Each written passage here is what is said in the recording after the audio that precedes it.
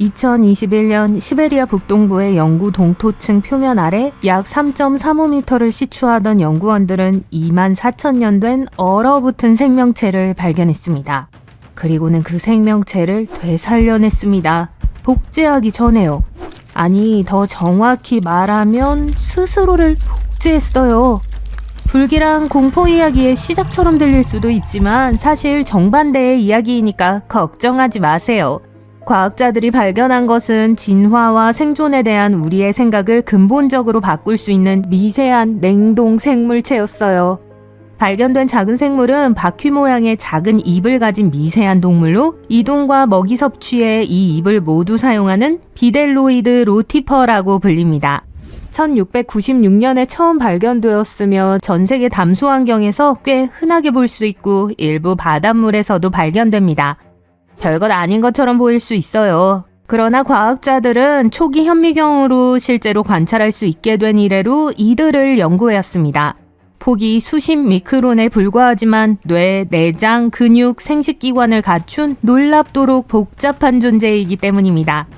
어쩌면 그 복잡성 속에 우리 인간을 위한 궁극적인 회복 탄력성의 비밀이 숨겨져 있을지도 모릅니다. 자세히 살펴볼게요. 이 생물은 극한 미생물입니다. 즉, 수명 주기의 어느 시점에서든 수분이 완전히 고갈된 상태에서도 생존할 수 있으며 수분이 보충될 때까지 휴면 상태를 유지할 수 있습니다. 그뿐만 아니라 지구나 우주 공간에서 가장 혹독한 환경에서도 견뎌낼 수 있습니다. 심지어 시베리아 영구 동토층 황무지에 수백만 년 동안 갇혀 있을 수도 있습니다. 이는 유기체가 신진대사를 멈추고 거의 활동하지 않는 상태인 휴면 생활에 들어갈 수 있기 때문에 가능합니다. 과학적으로 들릴지 모르지만 실제로 우리가 매일 먹는 제품 중 일부는 이 현상 덕분에 냉장고에 보관됩니다. 효모를 예로 들어보겠습니다. 살아있는 효모세포는 죽은 세포와 일부 영양분으로 이루어진 보호막으로 둘러싸여 있습니다. 효모는 실온에서 보관할 수 있지만 냉장고나 냉동고에 보관하면 휴면 생활이 작용하여 훨씬 더 오래 더 잘 보관할 수 있습니다.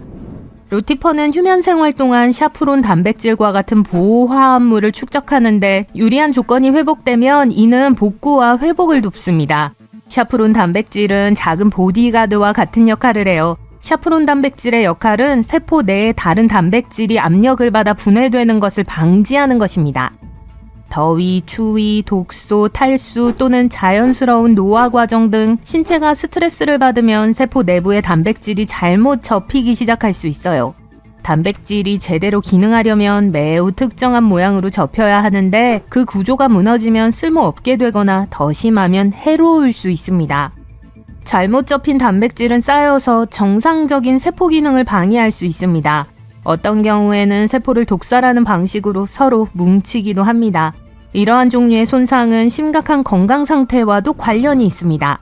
그렇다면 로티퍼가 극한 조건에서도 세포의 혼란을 막는 강력한 단백질을 개발했다면 이를 이용해 질병과 노화로부터 인간 세포를 보호할 수 있을까요? 과학자들은 발견된 얼음의 나이를 분석하여 이 얼어붙은 로티퍼가 최소 24,000년 전의 것이라는 사실을 알아냈습니다.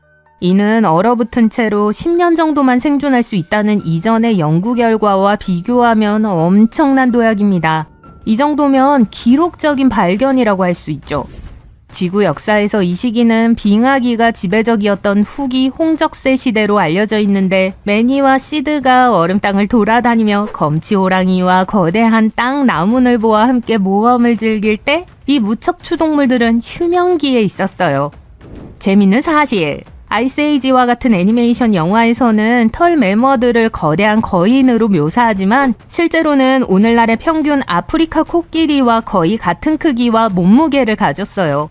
자연과 진화는 잔인하지만 매혹적일 정도로 예측이 불가합니다. 빙하기에 거대하고 위협적인 짐승은 살아남지 못했지만 비델로이드처럼 작고 기이한 동물은 살아남을 수 있었습니다. 하지만 우리의 얼어붙지 않은 생명체의 경우 토양이 녹은 후 다시 움직이기 시작했을 뿐만 아니라 번식도 시작했습니다. 이것은 수정되지 않은 난자에서 배아가 발달하여 독립적으로 번식할 수 있는 특정 형태의 생식인 단위 생식이라는 능력 덕분입니다. 정말 복제와 비슷하지만 자연적으로 일어나는 현상입니다. 특정 곤충, 파충류, 심지어 일부 조류와 같은 많은 유기체는 적어도 특정 조건 하에서 단위 생식을 할 수 있습니다. 예를 들어 꿀벌의 경우 수컷은 수정되지 않은 알에서 단위 생식을 통해 어미의 유전적 독사본을 만듭니다. 그러나 단위 생식은 유전적 다양성을 제한하기 때문에 진화론적으로는 단점으로 여겨지기도 하는데, 이는 이러한 방식으로 번식하는 대부분의 종이 결국 멸종에 직면한다는 것을 의미합니다. 그럼에도 불구하고 비델로이드 로티퍼는 수백만 년에 걸쳐 450여 종으로 다양화되었으며 이는 극히 드문 경우입니다. 과학자들은 휴면 생활을 통해 신진대사를 멈추고 특수 단백질로 DNA를 복구하며 수평적 유전자 이동이라는 과정을 통해 다른 생명체로부터 유용한 유전자를 빌리는 등 몇 가지 진화적 적응을 통해 생존할 수 있었다고 생각합니다. 유전된 DNA에만 의존하는 대부분의 동물과 달리 이러한 유기체는 박테리아, 곰팡이, 심지어 식물로부터 유전물질을 훔쳐 외부 유전자를 자신의 게놈에 접합하여 새로운 생존 형질을 얻을 수 있습니다. 일부 연구에 따르면 활성 게놈의 최대 10%가 외부 DNA에서 유래한 것으로 밝혀졌습니다. 이는 스트레스 저항, 독소 분해 또는 방사선 복구를 위한 유전자를 차용하여 실시간으로 DNA를 패치하고 업그레이드하는 놀라운 회복력을 설명할 수 있었습니다. 기묘한 이야기에 나오는 마인드 플레이어처럼 다른 생명체를 흡수해 자신을 개선하고 성장하는 생명체가 아닙니다. 경쟁 연구소의 설계도를 훔쳐 비밀을 알아내는 스파이와 비슷해요. 예를 들어 박테리아가 근처에서 죽어 세포가 파열되면 비델로이드는 느슨해진 DNA 조각을 퍼내어 자신의 게놈에 통합합니다. 흥미롭게도 정상적인 상황에서 비델로이드 로티퍼의 일반적인 예상 수명은 2주에 불과합니다. 이 로티퍼가 포함된 토양 샘플에는 이미 수만 년 동안 얼음 속에서 살아남은 것으로 알려진 선충류, 즉 회충도 발견되었습니다. 이러한 현상은 미세한 동물에만 국한되지 않습니다. 연구원들은 수천 년 동안 냉동 보관된 씨앗과 샘플을 이용해 남극의 이끼와 농나무 식물 전체를 다시 자라게 하는데 성공했습니다. 2016년에는 일본 과학자들이 30년 만에 타디그레이드, 즉 물곰을 다시 살아나게 하는데 성공했습니다. 타디그레이드가 더욱 인상적인 이유는 음식이나 물 없이 영하 30도에서 영상 149도까지의 온도 변화 속에서 최대 30년 동안 중지 상태로 살 수 있기 때문입니다. 또한 심해의 엄청난 압력, 진공, 극미중력, 강렬한 우주 방사선을 견뎌낼 수 있습니다. 앞서 이 종들이 지구는 물론 우주의 가장 혹독한 환경에서도 살아남을 수 있다고 말씀드렸던 거 기억하시나요? 과장이 아니었고 이제 그 이유를 이해하셨을 겁니다. 이것이 바로 나사와 그 파트너들이 물곰과 비델로이드 로티퍼를 궤도에 보낸 이유입니다. 심지어 국제우주정거장에도 탑승하여 과학자들이 이 동물들이 극미 중력, 방사선, 스트레스에 어떻게 대처하는지 이해하는 데 도움을 주기도 했습니다. 뿐만 아니라 2007년에는 유럽 우주국이 지구 저궤도에 타디그레이드 한 무리를 발사하여 완전히 노출된 채로 비행했습니다. 우주복도 보호막도 없었습니다. 진공 상태의 공중에 떠 있었죠. 그들은 우주 방사선과 지구 표면보다 1000배 강한 자외선, 절대 0도에 가까운 온도에 노출되었습니다. 그리고 돌아왔을 때 대부분 깨어났고 혹독한 환경에도 불구하고 번식했습니다. 이는 생명체가 지구에서 시작된 것이 아니라 우주 먼지에 갇히거나 운석에 갇혀 지구에 도착했다는 오래된 이론인 범종설과 관련이 있습니다. 이전에는 비주류 과학처럼 들렸을지도 모릅니다. 하지만 유기체가 우주 방사선을 견딜 수 있다면 그렇게 터무니없는 이야기는 아니겠죠? 인간은 어떨까요? 이제 동면의 작동 원리를 완전히 이해하고 인간도 동면 상태를 시도하는 데 가까워졌다는 뜻일까요? 미안하지만 아직은 공상과학 소설에 가깝게 느껴집니다. 하지만 로티퍼, 물곰 및 이와 비슷한 유기체를 연구하면 다른 분야에서 엄청난 돌파구를 마련할 수 있습니다. 이들의 회복력은 청사진이 될 수 있습니다. 의학의 청사진이요.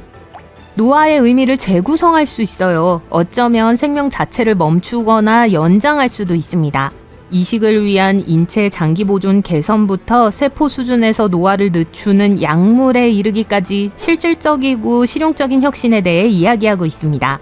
그리고 어쩌면 성간 여행을 가능하게 할 만큼의 극저온 동면도 가능할지도 모릅니다. 네스호 괴물은 사실 스코틀랜드 출신이 아닙니다. 이 실존 생물은 약 7천만 년 전 남극의 얼어붙은 바다에 살았던 것으로 밝혀졌습니다. 2019년 연구원들은 사람들이 넷이라고 묘사한 것과 매우 흡사한 선사시대의 거대한 해양 파충류 화석을 발견했습니다. 이 짐승은 길이가 최대 11m에 달하고 기린과 같은 거대한 목을 가진 무시무시한 존재였습니다. 무게도 약 15톤으로 코끼리 3마리의 크기와 비슷했습니다. 거대한 동물 목록의 다음 순서는 펭귄입니다. 펭귄이 크다고 할 수는 없지만 과학자들은 쿠미마누 포디세이라는 역대 가장 큰 펭귄을 발견했습니다. 이 거대한 새는 약 6,500만 년 전에 뉴질랜드에 서식했던 것으로 추정되며 몸무게가 150kg이 넘는 거대한 새였습니다. 이는 현존하는 가장 큰 펭귄으로 알려진 황제 펭귄의 약 5배에 달하는 크기입니다. 이제 거대한 생명체에서 훨씬 작은 생명체로 넘어가 보겠습니다. 약 1200만 년 전 지금의 독일에 살았던 유인원인 비 만프레드 슈미티를 만나보세요. 이 생명체는 지금까지 발견된 유인원 중 가장 작은 유인원이기 때문에 매우 특별합니다. 이 고대 동물의 몸무게는 10kg 정도에 불과했습니다. 기본적으로 덩치가 아주 큰 고양이보다 크지 않았어요. 작은 생물이 무섭지 않다고 생각하신다면 전기파랑 타란툴라를 만날 때까지 기다리세요.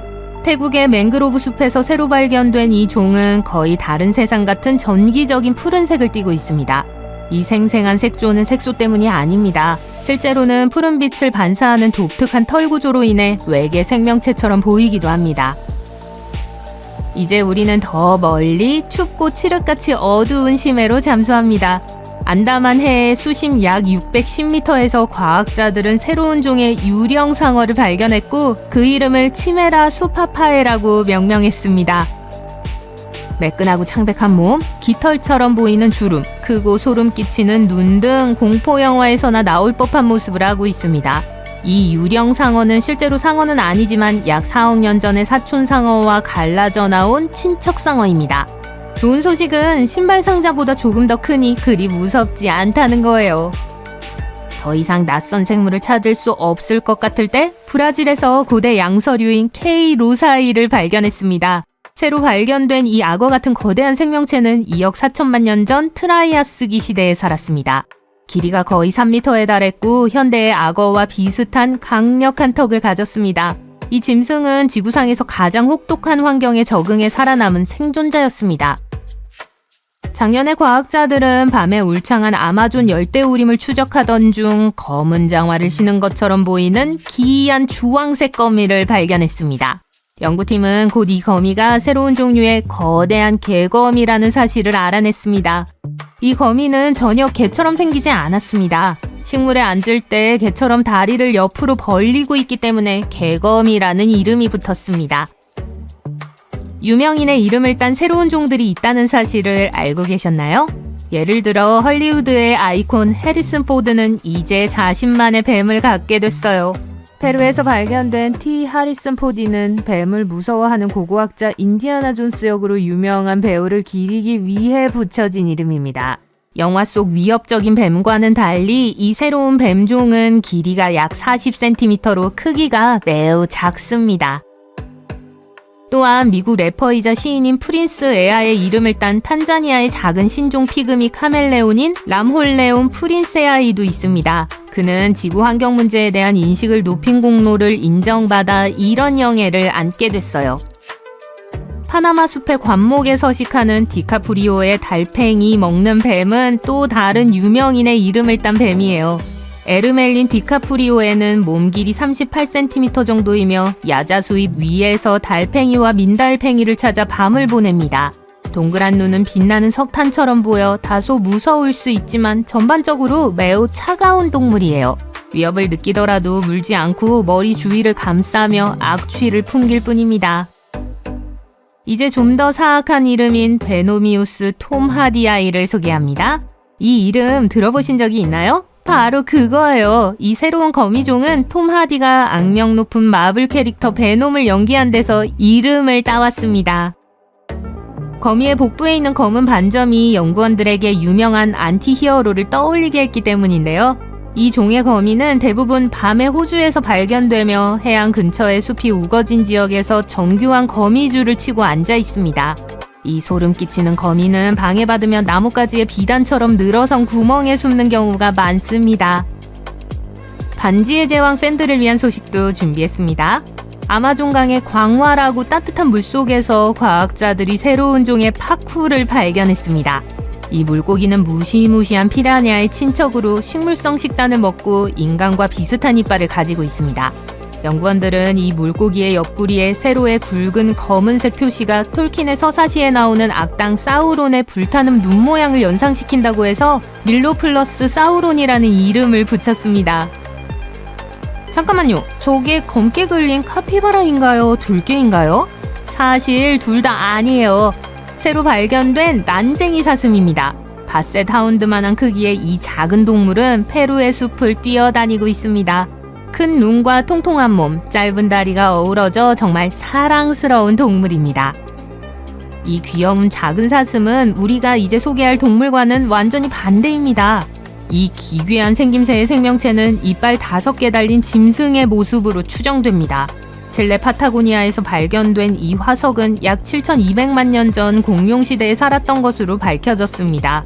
이 발견은 포유류가 우리가 생각했던 것보다 훨씬 더 일찍 남미 지역에 돌아다녔다는 또 다른 증거입니다. 남아메리카의 숲에서 호주의 사막으로 이동하다 보면 학명이 테노포루스 자칼파로 알려진 모래용 도마뱀을 만나게 됩니다. 모래색의 길고 가느다란 몸통을 가진 이 도마뱀은 마치 듄 영화에 등장할 것 같은 모습을 하고 있어요. 작년에 발견된 이 모래도마뱀은 호주 남부의 그레이트 빅토리아 사막의 뜨거운 모래와 완벽하게 조화를 이룹니다. 10년이 넘는 세월 동안 중국 남서부 산악지대로 모험을 떠난 과학자들의 눈을 피해 큰 눈을 가진 생명체가 계속 숨어 있었습니다. 하지만 이번엔 아닐걸요? 2023년 연구팀은 마침내 알려진 종과 일치하지 않는 개구리 7마리의 사진을 찍는 데 성공했습니다. 이 개구리들은 현재 레이산 오도러스 개구리로 알려져 있는데 이 종은 길이가 약 5cm까지 자라며 연두색 몸 전체에 작은 돌기가 있는 개구리입니다.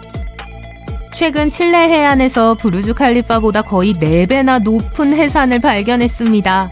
해저산은 보통 스펀지 정원이나 고대 산호와 같은 아름다운 생명체가 서식하는 곳이에요. 하지만 이 칠레 해산에는 플라잉 스파게티 괴물로 알려진 생물도 숨어 있었습니다. 긴 국수 모양의 촉수를 가진 희귀한 오징어로 마치 수중 파스타 요리처럼 생겼어요. 이 기이한 생물은 촉수를 포함한 길이가 40m가 넘습니다. 최근 남극반도의 차가운 바다에서 잠수하던 과학자들은 평범한 잠수어 한 마리가 헤엄치는 것을 발견했다고 생각했습니다. 하지만 이 물고기에는 특이한 점이 있었어요. 이 물고기는 가느다란 몸통을 따라 2개의 어두운 세로 줄무늬가 있는 것으로 밝혀졌습니다. 그제서야 그들은 새로운 종인 줄무늬 드래곤피쉬를 보고 있다는 사실을 깨달았습니다. 기괴한 바다 생물부터 귀여운 생물까지 2017년 일본 쿠메 섬 근처에서 다이빙을 하던 현지인들이 스켈레톤 팬더멍게를 발견했습니다. 이 심해의 기이한 생물은 검은 반점이 팬더곰의 눈과 귀를 닮았다고 해서 사람들의 마음을 단순에 사로잡았습니다. 적어도 상상력이 좋다면 말이죠. 이 특이한 생물은 물을 걸러 먹이를 잡으며 바다의 숨은 경이로움을 다시 한번 일깨워줍니다. 남극 대륙이 항상 얼어붙은 황무지였던 것은 아니에요. 아주 오래전에는 생명으로 가득했죠. 5,600만 년 전에는 무시무시한 무언가가 정글을 배회했어요. 거대한 육식새였어요. 키가 약 2m에 달했고 몸무게는 사자만큼이나 무거웠어요. 수백만 년 동안 그 무엇도 이 새를 위협할 수 없었습니다. 그렇다면 왜 사라졌을까요? 아직도 얼음 아래에 더 큰 포식자가 숨어 있을까요? 고생물학자들은 남극에서 이 새의 것으로 추정되는 날카롭고 구부러진 강력한 발톱뼈 2개를 발견했습니다. 이 뼈들은 시모어 섬의 이프레시안 지층 암석에서 발굴되었는데 약 4에서 5억 년 전의 것으로 추정됩니다. 그 모양을 보면 의심의 여지가 없습니다. 바로 공포의 새였습니다. 학명은 공포새과로 지구상에서 가장 무시무시한 포식자 중 하나예요. 날지도 못하고 날개도 필요 없었어요. 대신 악몽이 나오는 타조처럼 빠른 속도로 질주할 수 있었죠. 수백만 년 동안 이 새들은 남아메리카를 지배했습니다. 하지만 이제 처음으로 남극에서도 그 존재가 확인되었습니다. 당시에는 남미와 남극이 연결되어 있었기 때문에 동물들이 대륙을 쉽게 오갈 수 있었습니다. 따라서 이 새들은 남쪽으로 이동하여 남극의 선사시대 육지 생활에 적응했을 가능성이 높습니다. 남극에서 그저 살아남은 정도가 아니라 번성했습니다. 하지만 어느 순간 이 악몽 같은 동물은 사라졌어요. 왜일까요? 아마도 기온변화 때문일 겁니다. 남극 대륙은 서서히 냉각되어 오늘날 우리가 알고 있는 얼어붙은 황무지로 변해가고 있었습니다. 먹이가 줄어들어 포식자가 충분한 먹이를 얻지 못했을 수도 있습니다. 결국 이 동물은 후손을 남기지 못한 채 사라졌습니다. 연구자들은 언젠가 완전한 골격을 발견할 수 있기를 희망합니다. 또한 더 큰 종의 새가 발견되기를 기다리고 있는지도 궁금해하고 있습니다. 어쩌면 이 새들은 완전히 새로운 남극의 혈통으로 진화했을지도 모릅니다. 현재로서는 거대하고 소름 끼치는 발톱 2개가 전부입니다. 사람들은 흔히 남극에서는 동물이나 식물이 거의 없다고 생각하곤 합니다. 하지만 전혀 사실이 아닙니다. 뒤뚱거리며 돌아다니는 귀여운 펭귄은 잊으세요. 남극에는 키가 2m에 달하는 괴물 펭귄이 있었어요. 황제 펭귄은 오늘날 살아있는 펭귄 중 가장 큰 종입니다. 548.6m 수심에서 20분 이상 숨을 참으며 잠수할 수 있어요. 약 3,800만 년 전에는 거대한 고대 펭귄이 있었어요. 사람만한 크기였어요. 화석에 따르면 길고 날카로운 부리를 가지고 있었으며 물고기와 오징어를 사냥하는 무서운 사냥꾼이었어요. 남극의 물고기들도 정말 매력적입니다. 대왕 오징어는 비교가 안 돼요. 거대 오징어는 더 큰 악몽이에요. 일부는 길이가 12m가 넘고 부리가 엄청나게 크고 날카로운 데다 눈은 접시만 했습니다. 마지막으로 범고래입니다. 남극해의 최상위 포식자, 바다의 늑대들처럼 무리를 지어 사냥하며 물개, 물고기, 심지어 거대한 고래까지 잡아먹어요. 심지어 이끼와 해조류, 남극 털풀과 진주풀 같은 작은 식물도 먹습니다. 이들은 어떻게든 모든 역경을 이겨내고 살아남았습니다. 남극에 관한 다른 많은 속설이 있습니다. 예를 들어 어떤 사람들은 빙산이 빙하에서 떨어져 나가면 녹을 때까지 바다로 표류하기 시작한다고 생각합니다. 하지만 현실은 훨씬 더 복잡합니다. 첫째, 빙산이 빙하나 빙붕에서 떨어져 나오면 수중 장애물을 극복해야 합니다. 빙산은 움직이기 전에 수십 년 동안 해저에 붙어 있을 수 있습니다. 그러다가 강력한 소용돌이에 휘말려 몇 달 동안 제자리에서 회전할 수도 있습니다. 23A라는 한 빙산은 거의 40년 동안 제자리에서 얼어붙어 있다가 마침내 깨어났지만 바다 소용돌이에 걸려 8개월 동안 더 갇혀 있었어요. 그 이후에는 해류, 조수, 바람, 심지어 수중 지형에 따라 이동 경로가 영향을 받습니다. 단순히 자유롭게 떠다니는 것이 아니라 말 그대로 예상치 못한 반전으로 가득 차 있습니다. 빙하 얘기가 나와서 말인데 남극에서는 빙벽, 얼어붙는 제트 연료, 치명적인 바람, 산소 부족으로 인해 내륙으로 500km 이상 이동하지 못한다는 이상한 소문도 있습니다. 이것은 완전히 잘못된 정보입니다. 남극은 비행기, 차량, 심지어 과학자들이 걸어서 탐험해 왔어요. 남극에는 대규모 연구기지가 있습니다. 사람들은 1년 내내 그곳에 살고 있어요. 바다 위로 솟아오른 거대한 얼음 절벽인 빙벽은 실제로 존재합니다. 하지만 빙벽은 비밀 장벽이 아니라 빙붕이에요. 빙붕은 빙하가 육지에서 천천히 흘러내려 바다 위로 퍼질 때 형성되는 두꺼운 얼음 조각입니다. 남극 해안선의 거의 4분의 3이 빙붕으로 이루어져 있지만 전 세계를 둘러싸는 거대한 고리를 형성하진 않습니다. 지구상에서 가장 극한의 장소 중 하나이지만 우리는 남극의 어려움을 극복해왔습니다. 우리는 매년 남극에 대해 더 많은 것을 배우고 있어요. 그렇기 때문에 매년 수백만 달러가 연구소를 계속 운영하고 야생동물을 보호하며 그곳에 사는 사람들에게 필요한 모든 것을 제공하는 데 쏟아지고 있습니다. 하지만 이 모든 자금은 어디에 쓰일까요? 남극기지는 기본적으로 작은 도시입니다. 전기, 난방, 정수, 식품 저장고, 의료시설 등이 갖춰져 있습니다. 가장 큰 기지인 맥머도는 여름에 1,000명이 넘는 사람들이 사는 마을이에요. 소방서부터 체육관까지 모든 것이 갖춰져 있어요. 남극기지는 매우 깊은 내륙에 위치해 있어 공급이 가장 어려운 곳 중 하나입니다.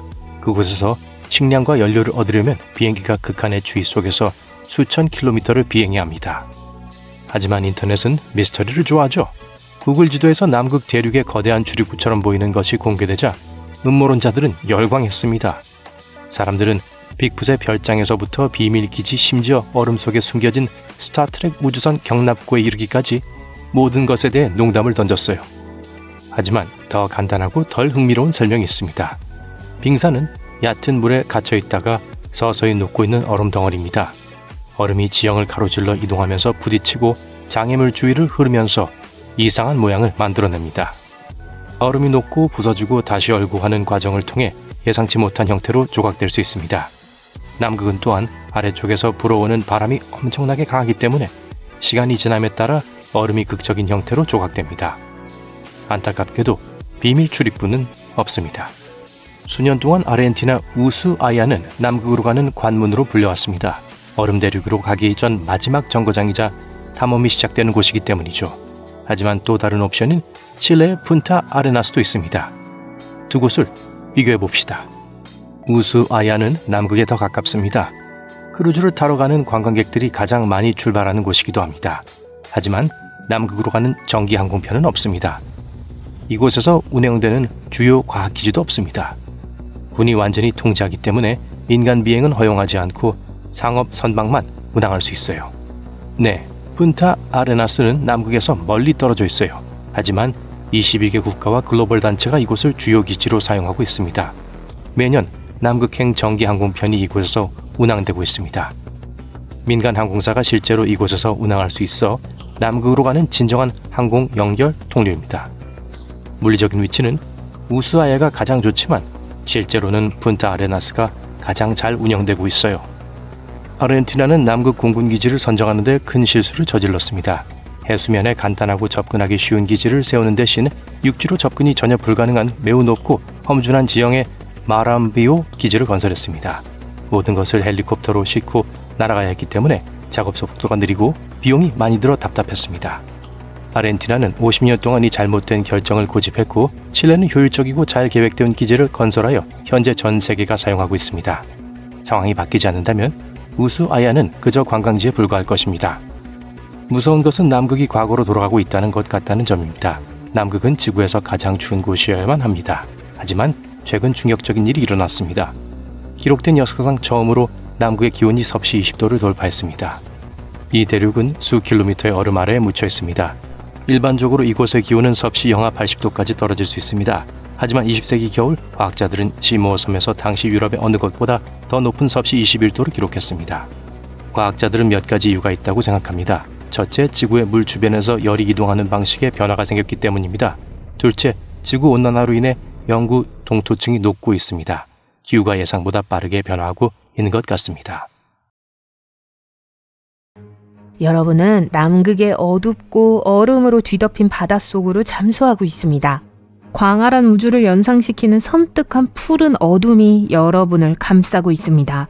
생명체와 마주칠 것 같지 않은 이 깊은 곳에서 갑자기 커다란 오리가 깊은 곳에 숨어있는 듯한 이상한 소리가 들립니다.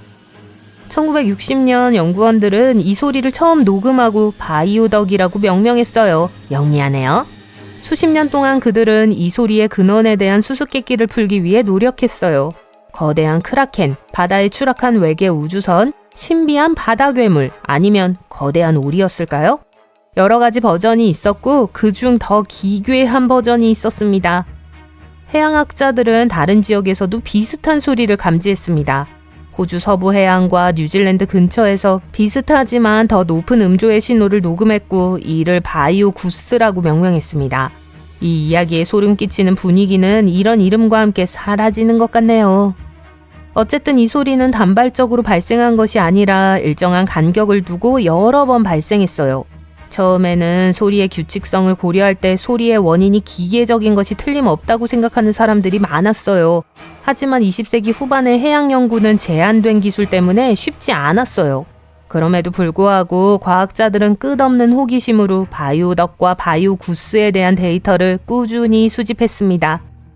더 많은 데이터가 축적됨에 따라 이론도 발전했어요. 그리고 과학자들은 결국 수수께끼를 밝혀냈어요. 바이오덕은 생물학적 기원을 가진 의사소통의 한 형태인 것으로 밝혀졌습니다. 연구원들이 반복되는 소리를 분석했을 때 신호가 결코 겹치지 않는다는 걸 발견했습니다. 한 소스는 말하는 반면 다른 소스는 침묵을 유지하여 일종의 의사소통을 암시했어요. 그렇다면 어떤 해양 생물이 다양한 주파수의 소리를 통해 의사소통을 하는 특별한 방법을 가지고 있는 것일까요? 많은 사람들이 짐작했듯이 그 답은 고래였습니다. 과학자들은 남극의 바이오덕 소리와 밍크고래의 울음소리를 비교한 결과 놀라운 유사점을 발견했어요. 호주와 뉴질랜드 연안에서 들리는 바이오구스 소리는 다른 종이나 아주 어린 밍크고래가 내는 소리일 가능성이 높았어요.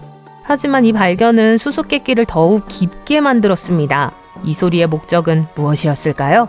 고래들이 저녁 식사 계획을 논의하거나 목소리를 녹음하는 인간을 비웃거나 우주에 대한 깊은 통찰을 나누고 있었을까요? 가능성은 무궁무진했지만 가장 놀라운 사실은 언젠가 인간이 이 장엄한 생명체와 소통하는 법을 배울 수 있을지도 모른다는 사실이었습니다.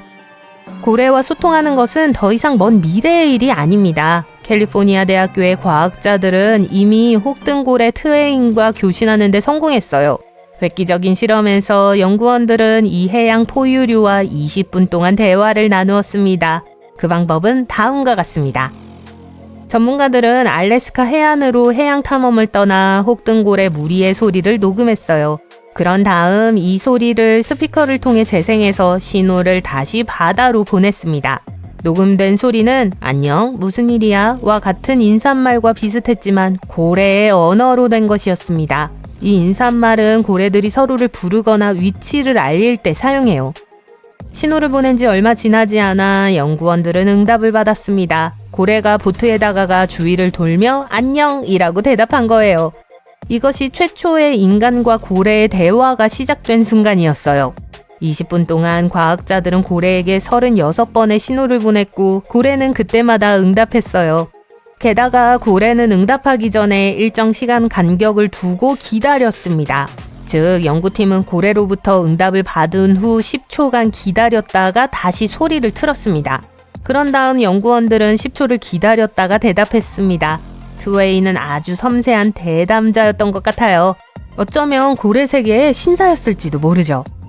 아니면 단순히 특이한 상호작용에 흥미를 느꼈을 수도 있습니다. 이 통신에 사용된 신호는 트웨인을 포함한 고래 무리의 것이었습니다. 연구원들은 고래가 내는 소리를 녹음해서 고래와 소통하는 데 사용했을 가능성이 높아요. 어떤 의미에서 트웨인은 자기 자신과 대화하고 있었던 것이죠. 여정을 계속해서 지구상에서 가장 깊은 해구인 마리아나 해구 속으로 모험을 떠나보겠습니다. 마리아나 해구는 일본 남쪽으로 2,400km 이상 뻗어 있으며 가장 깊은 지점의 수심은 약 11,000m에 이르는 해저의 거대한 틈새입니다. 세계에서 가장 높은 빌딩인 부르즈 칼리파의 높이는 마리아나 해구 깊이의 10분의 1 정도에 불과해요.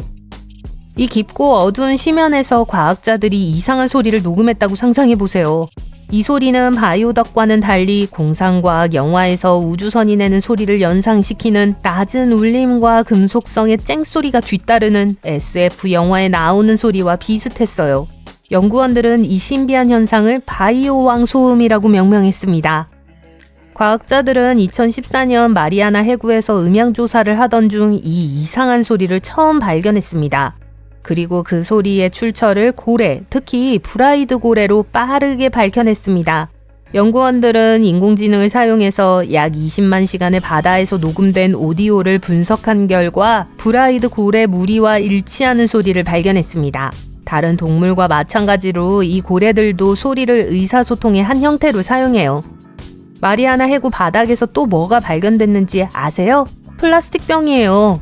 크라켄이나 고래 또는 어떤 종류의 괴물이 저지른 일일 가능성은 거의 없습니다. 여기서는 모든 것이 더 간단해요. 병은 인간 때문에 거기까지 갔어요. 하지만 이 주제는 다른 영상에서 다룰게요. 좋아요. 한 가지 소리를 더 살펴볼게요. 이번에는 고래가 아니라 지구에서 가장 외로운 곳에서 들려오는 신비한 소리입니다. 이곳은 포인트 니모라고 불리는데 그래서 더욱 외로운 곳이죠. 남태평양에 위치한 포인트 니모는 육지에서 가장 멀리 떨어진 곳이에요. 가장 가까운 섬은 2333km 떨어져 있어요. 다른 모든 방향에서 육지와 거의 같은 거리예요. 게다가 이곳에는 해류가 거의 닿지 않아 해양 생물이 거의 없고 따라서 영양분 공급도 거의 이루어지지 않아요. 어떤 의미에서는 물의 사막이라고 할 수 있습니다. 자, 1997년 해양학자들은 포인트 니모 해역의 심해에서 매우 이상하고 무서운 소리를 녹음했습니다. 거대하고 으스스한 소리였죠. 사람들은 그것을 더 블룹이라고 불렀습니다. 언론인들이 이 현상에 대해 알게 되자마자 전 세계 사람들이 가장 환상적인 버전을 발명하기 시작했습니다. 그중 가장 인기가 있었던 것은 소리의 출처가 거대한 바다 괴물인 크라켄 또는 다른 생물이라는 것이었어요. 더 블롭에 대한 과대 광고는 오래가지 못했습니다. 과학자들은 이 신비한 소음의 정체를 알아내는데 성공했습니다. 알고 보니 그것은 빙산에 속해 있었어요. 빙산이 갈라지고 붕괴되면 매우 먼 거리에서도 들을 수 있는 강력한 초저주파 소리를 만들어내요. 이 버전을 확인하기 위해 과학자들은 다른 빙산의 소리를 녹음했고 더 블룹과 비슷한 소리를 들었습니다. 그런데 포인트 니모는 너무 외로운 나머지 우주기관에서 서비스 중단 위성을 이곳에 떨어뜨립니다. 우주물체는 그냥 바다에 떨어지죠. 이 외로운 곳에서는 떨어지는 파편으로 인해 동물이나 사람이 다치지 않을 확률이 99%예요. 그래서 많은 사람들이 이곳을 위성 공동묘지라고 부르기도 해요. 하지만 언젠가 다른 행성에서 온 우주선이 이곳에 떨어진다면 어떨까요? 이미 포인트 니모에 떨어진 우주선이 가끔 바다를 뚫고 비상신호를 보낸다면 어떨까요? 여러분이 들었던 모든 미스테리는 이미 풀렸습니다. 이번 영상을 여전히 과학자들을 당혹스럽게 하는 미스테리로 마무리하는 건 어떨까요? 바다에서 녹음된 가장 신비로운 소리 중 하나인 업스윕을 만나보세요. 단순한 소음이 아니라 몇 초 간격으로 반복되는 일련의 짧은 상승음입니다. 1991년 태평양에 설치된 하이드로폰을 통해 처음 발견되었습니다. 처음에는 해양학자들이 업스윕이 화산 활동이나 수중 지진과 관련이 있을 수 있다고 추정했습니다. 하지만 계절에 따른 소리의 특성과 강도는 시기에 따라 달라지므로 이러한 버전은 배제됩니다. 사람들은 바다의 생물학적 생명과 관련된 가설을 고려하기 시작했습니다. 그들은 해양동물의 이동 경로와 연중 다른 시간대의 행동을 연구했어요. 하지만 모든 노력에도 불구하고 음원은 확인되지 않았습니다. 일부 연구에서는 업스윕이 의사소통이나 항해를 위해 소리를 내는 특정 어종이나 다른 해양동물과 관련이 있을 수 있다고 주장하지만 아직까지 이를 증명할 수 있는 증거는 없습니다. 렌이라는 이름의 이 세련된 최신 잠수함은 남극의 심해를 탐험하기 위해 파견되었습니다. 하지만 무언가를 발견하자 신비롭게 사라졌는데요. 무슨 일이 있었던 걸까요? 과학자들이 지구에서 가장 멀고 신비로운 곳 중 하나인 서남극의 도슨 빙붕을 탐험하고 싶었던 것이 그 시작이었어요. 침묵의 거인인 이 빙붕은 폭이 48.3km로 뉴욕시 길이와 맞먹는 길이에 달합니다. 마틴 반도와 베어 반도라는 두 개의 얼음 곳 사이에 있어요. 그리고 이곳에는 지질학적 신비의 세계가 숨어 있습니다. 남극 대륙은 눈과 얼음으로 뒤덮인 사막에 불과하다고 생각한다면 오산입니다. 남극 대륙 깊숙한 곳에는 다양한 풍경이 숨어 있어요. 도슨 빙붕의 밑바닥은 느리고 가차없는 자연의 힘에 의해 형성된 거칠고 역동적인 지형입니다. 우뚝 솟은 얼음 구조물, 깊은 골짜기, 수백 킬로미터에 이르는 기괴한 구조물이 있습니다. 과학자들은 이에 대해 매우 호기심이 많습니다. 하지만 상상할 수 있듯이 이 지형은 탐사하기가 결코 쉽지 않아요. 더 많은 것을 알아내려면 인공위성으로 이 지역을 스캔하거나 눈을 뚫고 들어가 큰 그림을 하나씩 수집해야 합니다. 하지만 이러한 방법으로는 막연한 힌트만 얻을 수 있습니다. 진정한 돌파구는 과학자들이 잠수함으로 빙붕을 탐사하자는 아이디어를 떠올렸을 때 일어났습니다. 자율 잠수정은 도슨 빙붕 아래 얼음 바닥 깊숙이 잠수해서 그 아래에 무엇이 있는지 알려줄 수 있습니다. 이 로봇 탐험가들은 환상적인 첨단 소나 시스템을 갖추고 있습니다. 박쥐나 돌고래가 하는 일이죠. 소리를 사용하여 단어를 볼 수 있습니다. 기본적으로 수중에서 음파를 내보내고 그 음파가 위에 빙붕이나 아래의 해저와 같은 물체에 부딪히면 다시 시스템으로 되돌아오는 방식입니다. 동물은 음파가 돌아오는 데 걸리는 시간과 음파의 변화를 감지하여 무엇이 어디에 있는지 이해하는 데 도움을 받습니다. 예를 들어 돌고래가 보내는 클릭은 물고기가 어디에 있는지 알려줍니다. 우리는 이 놀라운 진화 기술을 모방해서 수중 탐험에 적용했습니다. 우리 버전은 훨씬 더 멋지고 정밀도가 높기 때문에 환경에 대한 상세한 3D 지도를 만들 수 있습니다. 렌 잠수함은 로봇 탐험가 중 하나였어요. 북유럽의 바다 신에서 이름을 따왔죠. 렌은 남극의 험난한 지형을 항해하도록 세심하게 프로그래밍 되어 있었습니다. 하지만 이 모든 훈련에도 불구하고 그 여정은 예상치 못한 섬뜩한 결말로 이어졌어요. 2019년 렌은 도슨 빙붕 아래의 심해를 탐사하기 위해 파견되었습니다. 이런 임무를 수행한 최초의 영웅이었죠. 탐사팀은 달의 반대편을 본 것 같았다고 말했습니다. 27일 동안 지칠 줄 모르고 달렸습니다. 두꺼운 얼음 밑으로 998km가 넘는 거리를 이동했어요. 파리에서 베를린까지 가는 거리와 같아요. 렌은 누구도 상상할 수 없었던 더 멀리 더 깊숙이까지 들어갔습니다.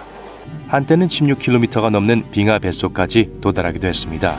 그리고 그곳에서 발견한 것은 놀라웠어요. 과학자들은 매끄럽고 균일한 얼음 표면이 있을 것이라고 생각했습니다.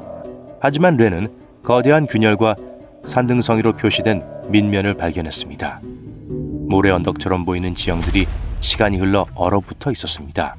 그리고 마침내 신비한 소용돌이와 눈물 방울 모양의 패턴을 발견했어요. 지질학이라기보다는 예술처럼 보였죠. 이것은 실제로 빙붕과 그 주변의 바다에 대한 이야기를 들려줍니다. 따뜻한 물이 얼음 밑으로 스며들어 아래에서 얼음을 녹입니다. 때로는 얼음을 매끄럽게 만들기도 해요. 하지만 때로는 패턴이나 그림처럼 보이는 기묘하고 고르지 않은 모양을 만들어내기도 합니다. 그리고 이 모양들 중 일부는 길이가 396m가 넘는 거대한 것도 있어요. 축구장 3.5개를 합친 길이죠. 소용돌이치는 낙서처럼 보이는 이유는 지구가 좌전하기 때문입니다. 지구가 회전하면 물이 특별한 방식으로 회전해서 모양이 구부러지고 나선이 그려집니다. 이를 코리올리 효과라고 합니다.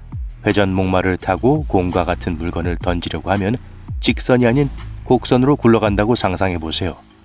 지구의 물도 마찬가지입니다. 나중에 과학자들은 다른 남극 빙붕에서도 비슷한 패턴을 발견했지만 도슨의 빙붕만큼 장대하지는 않았습니다.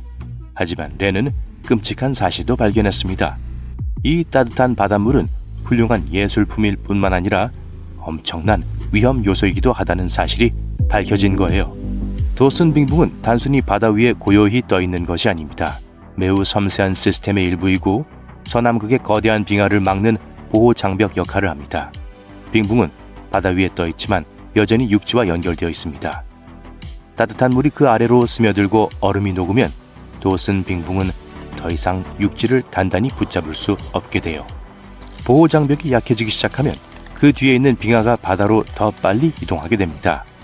빙하가 바다로 흘러 들어가면 더 많은 물이 유입되어 해수면이 상승하고 결국 해안선이 바뀔 수 있습니다. 렌은 강력한 수중 해류로 인해 얼음이 놀라운 속도로 녹고 있는 거대한 구멍을 우연히 발견했습니다. 마치 빙하 위에서 똑딱거리는 시계를 본 것 같았죠.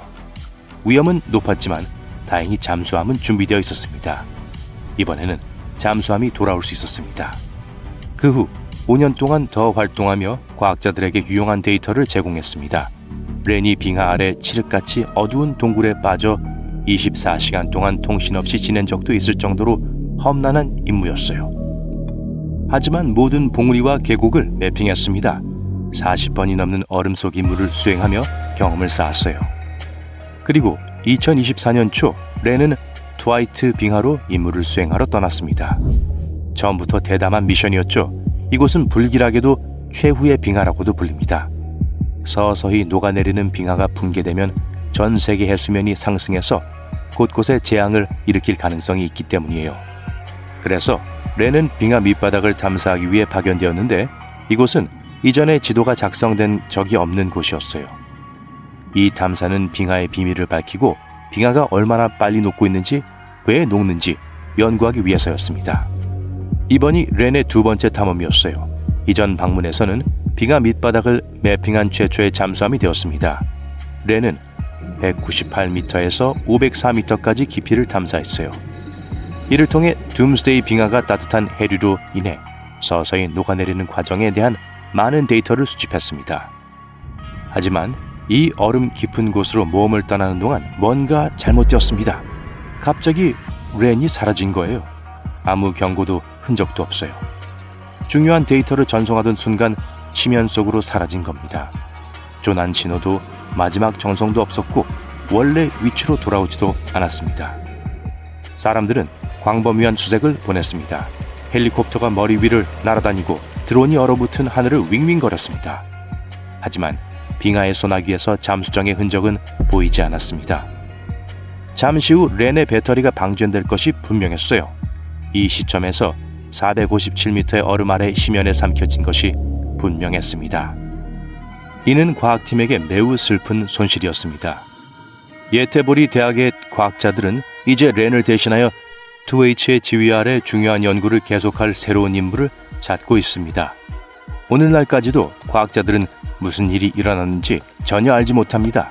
어떤 사람들은 얼음에 갇혔을 것이라고 말하기도 하고 어떤 사람들은 보이지 않는 해류에 의해 떠내려갔다고 생각하기도 합니다. 또한 예상치 못한 물체와 충돌했을 수도 있습니다. 진실이 무엇이든 렌의 실종으로 과학자들은 당황했고 빙붕은 좀 더 오랫동안 그 비밀을 간직할 것으로 보입니다. 그래도 렌의 여정을 통해 우리는 보물 같은 지식을 얻었어요. 과학자들은 남극을 계속 탐험하며 눈 속에 숨어있는 역사를 찾고 있습니다. 예를 들어 약 9천만 년 전 남극 근처에서 무성한 온대우림이 번성했다는 사실을 발견했습니다. 그들은 상상했던 것보다 훨씬 더 따뜻했던 고대의 세계를 발견했습니다. 남극의 깊은 곳에서 그들은 토양에 보존된 화석화된 뿌리, 꽃가루, 호자를 발굴했습니다. 이 모든 것은 수개월 동안의 극지방의 어둠 속에서도 번성했던 열대우림이 있었다는 것을 보여줍니다. 이러한 모든 발견은 과거와 미래의 지구 기후에 대한 우리의 이해를 변화시키죠. 이 돌덩어리를 보세요. 언뜻 보기에는 해변을 걷다 보면 흔히 볼 수 있는 평범하고 지루한 돌처럼 보여요. 색깔도 눈에 띄지 않고 무게도 2kg 정도로 꽤 평범하고요. 하지만 이 바위가 화성에서 태어나 지구까지 이동한 후 남극 대륙에 도착했다는 사실을 알게 되면 모든 것이 달라집니다. 아, 이제 이야기가 훨씬 더 흥미롭게 들리죠? 자세한 내용을 알아볼게요. 덴버 남극 프로그램의 남극 운석 탐사 프로젝트인 안스메 프로젝트에 참여한 로베르타 스코어 연구원은 1984년 이 운석을 발견했습니다. 이 우주 여행자의 이름을 해독하고 싶으시다면 제가 도와드릴 수 있어요. 과학자가 이 운석을 발견한 남극의 앨런 힐스에서 따온 이름이라 ALH입니다. 그리고 발견 연도와 샘플 번호가 있어요. 로베르타가 돌을 집어들고 우후 화성 덩어리를 들고 있네 라고 외쳤다고 생각하신다면 착각이에요. 여러분께 실망을 드려야 할 것 같아요. 처음에는 이 운석이 어디서 왔는지 불분명했습니다. 그리고 연구원들을 더욱 혼란스럽게 한 건 이 운석이 지구에서 발견된 다른 운석 그룹과 매우 달랐다는 점이에요. 그렇다면 화성에서 온 방문자라는 사실을 어떻게 알아냈을까요? 바로 화성의 대기를 구성하는 것과 유사한 가스의 흔적 덕분이에요. 1976년 현장에서 필요한 분석을 수행한 용감한 바이킹 착륙선 덕분에 우리는 그 성분에 대해 알게 되었습니다. 다시 암석 발견 이야기로 돌아와서 이 암석은 매우 특별합니다. 아주 먼 곳에서 도착했기 때문만은 아니에요. 지구에서 발견된 수천 개의 운석 중 화성에서 온 운석은 약 100개에 불과해요. 하지만 이번에 발견된 운석은 이들과는 다른 별개의 운석군으로 보여요. 그럼 이제 과거로 돌아가 이 우주 여행자의 인생 이야기를 따라가 봅시다. 이 암석은 약 40억 년 전에 고향인 붉은 행성에서 형성되었을 가능성이 높아요. 다른 날들과 크게 다르지 않았던 어느 날은 이 평화로운 바위의 삶을 바꾸는 계기가 되었습니다. 운석 충돌로 우주로 날아가 작은 소행성으로서의 여정을 시작했습니다. 그 당시에는 지구에서 발견되었을 때보다 훨씬 더 컸어요. 어느 순간 ALH는 지구에 가까워졌고 누가 알겠어요. 아마도 탐사를 하기로 결정했겠죠. 그렇게 13,000년 전 지구와 충돌하여 우주여행을 끝냈습니다. 현재 이 화성 조각은 우리가 가진 가장 오래된 조각이에요. 하지만 처음에는 그다지 인기가 없었어요. 1996년 획기적인 발견이 이루어진 후에야 훨씬 더 유명해졌습니다. 일부 나사 연구원들은 이 파편이 매우 오래된 것이 분명하다는 사실에 의문을 품기 시작했죠. 그렇다면 ALH가 화성에서 형성될 당시 화성에 번성했을 수 있는 생명체의 흔적을 기록할 수 있었을까요? 그리고 이 과학자들의 예상이 맞았습니다. 연구진은 매우 미세한 자철광 입자의 흔적을 발견했습니다. 이 입자들은 구조와 화학 성분이 지구에 존재하는 입자와 완전히 유사했어요. 이를 자성화석이라고 하며 자성 박테리아가 이를 생성해요. 따라서 한때 화성에도 이러한 형태의 생명체가 있었다는 걸 의미할 수 있어요. 2020년 4월 일본 우주항공연구개발기구의 과학자들은 운석에서 화성기원의 유기물질이 포함된 질소를 검출하는 또 다른 발견을 해냈습니다. 운석을 더 조사하면 어떤 놀라운 비밀이 새롭게 밝혀질지 누가 알겠어요. 하지만 현재로서는 남극으로 가서 더 많은 운석을 찾아보는 것밖에 할 수 있는 일이 없습니다. 남극은 운석 사냥을 하기에 정말 좋은 곳이에요. 놀랍게도 남극 대륙에서는 약 5만 개의 운석이 발견되었으며 수십만 개의 운석이 여전히 발견되기를 기다리고 있습니다. 이러한 우주 암석은 각각 태양계의 진화에 대한 이야기를 들려줄 수 있어요. 예를 들어 얼음으로 덮인 황량한 대륙에서 발견된 최초의 달 암석은 소행성보다 큰 우주 물체 덩어리도 지구에 떨어질 수 있다는 걸 증명했습니다.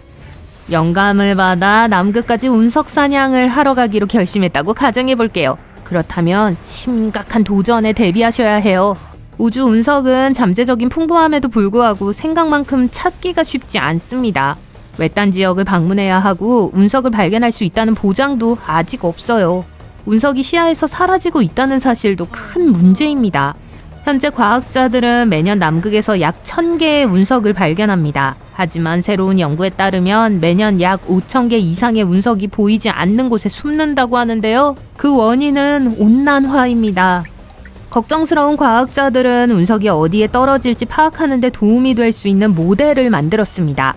이 모델은 적설량, 지표면 온도, 얼음이 흐르는 속도, 지형의 경사도까지 고려한 상당히 복잡한 모델이었어요. 그 후 연구진은 다양한 온난화 시나리오에서 시뮬레이션을 실행했습니다. 그 결과 기온이 상승함에 따라 운석이 실제로 보이지 않게 가라앉는다는 사실이 밝혀졌습니다. 연구원들이 화가 났다고 말하는 건 당연한 일이에요. 기후변화가 그들의 연구에 그렇게 큰 영향을 미칠 것이라고는 예상하지 못했기 때문이죠. 그 지역이 영하권에 머물러 있음에도 불구하고 사람들은 여전히 태양계의 중요한 아카이브를 망가뜨릴 수 있습니다. 다시 운석 사냥으로 돌아가 볼게요.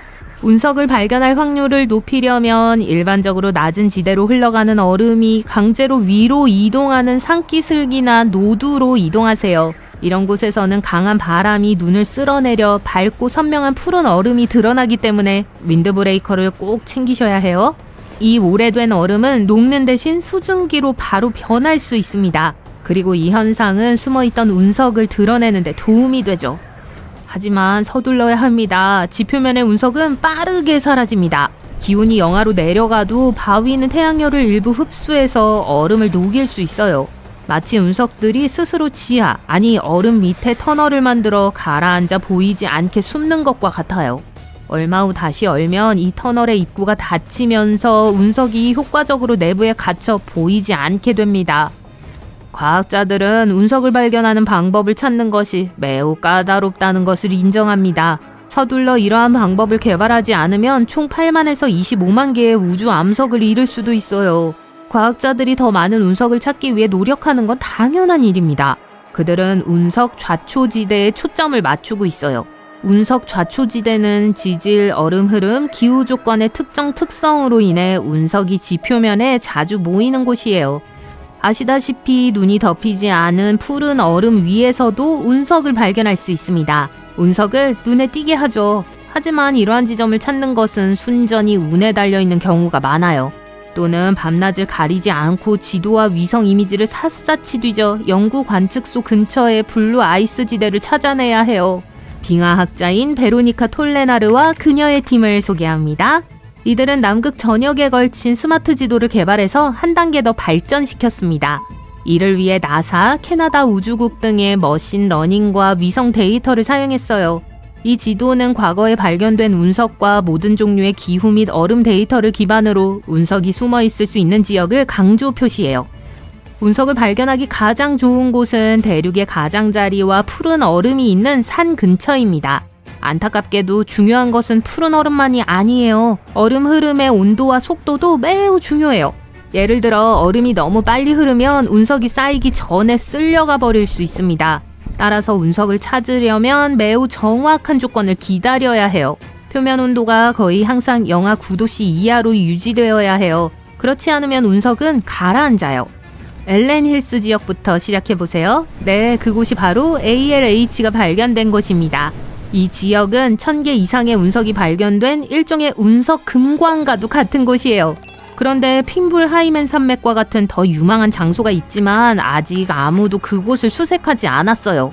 여러분이 첫 번째 주인공이 될 수 있습니다.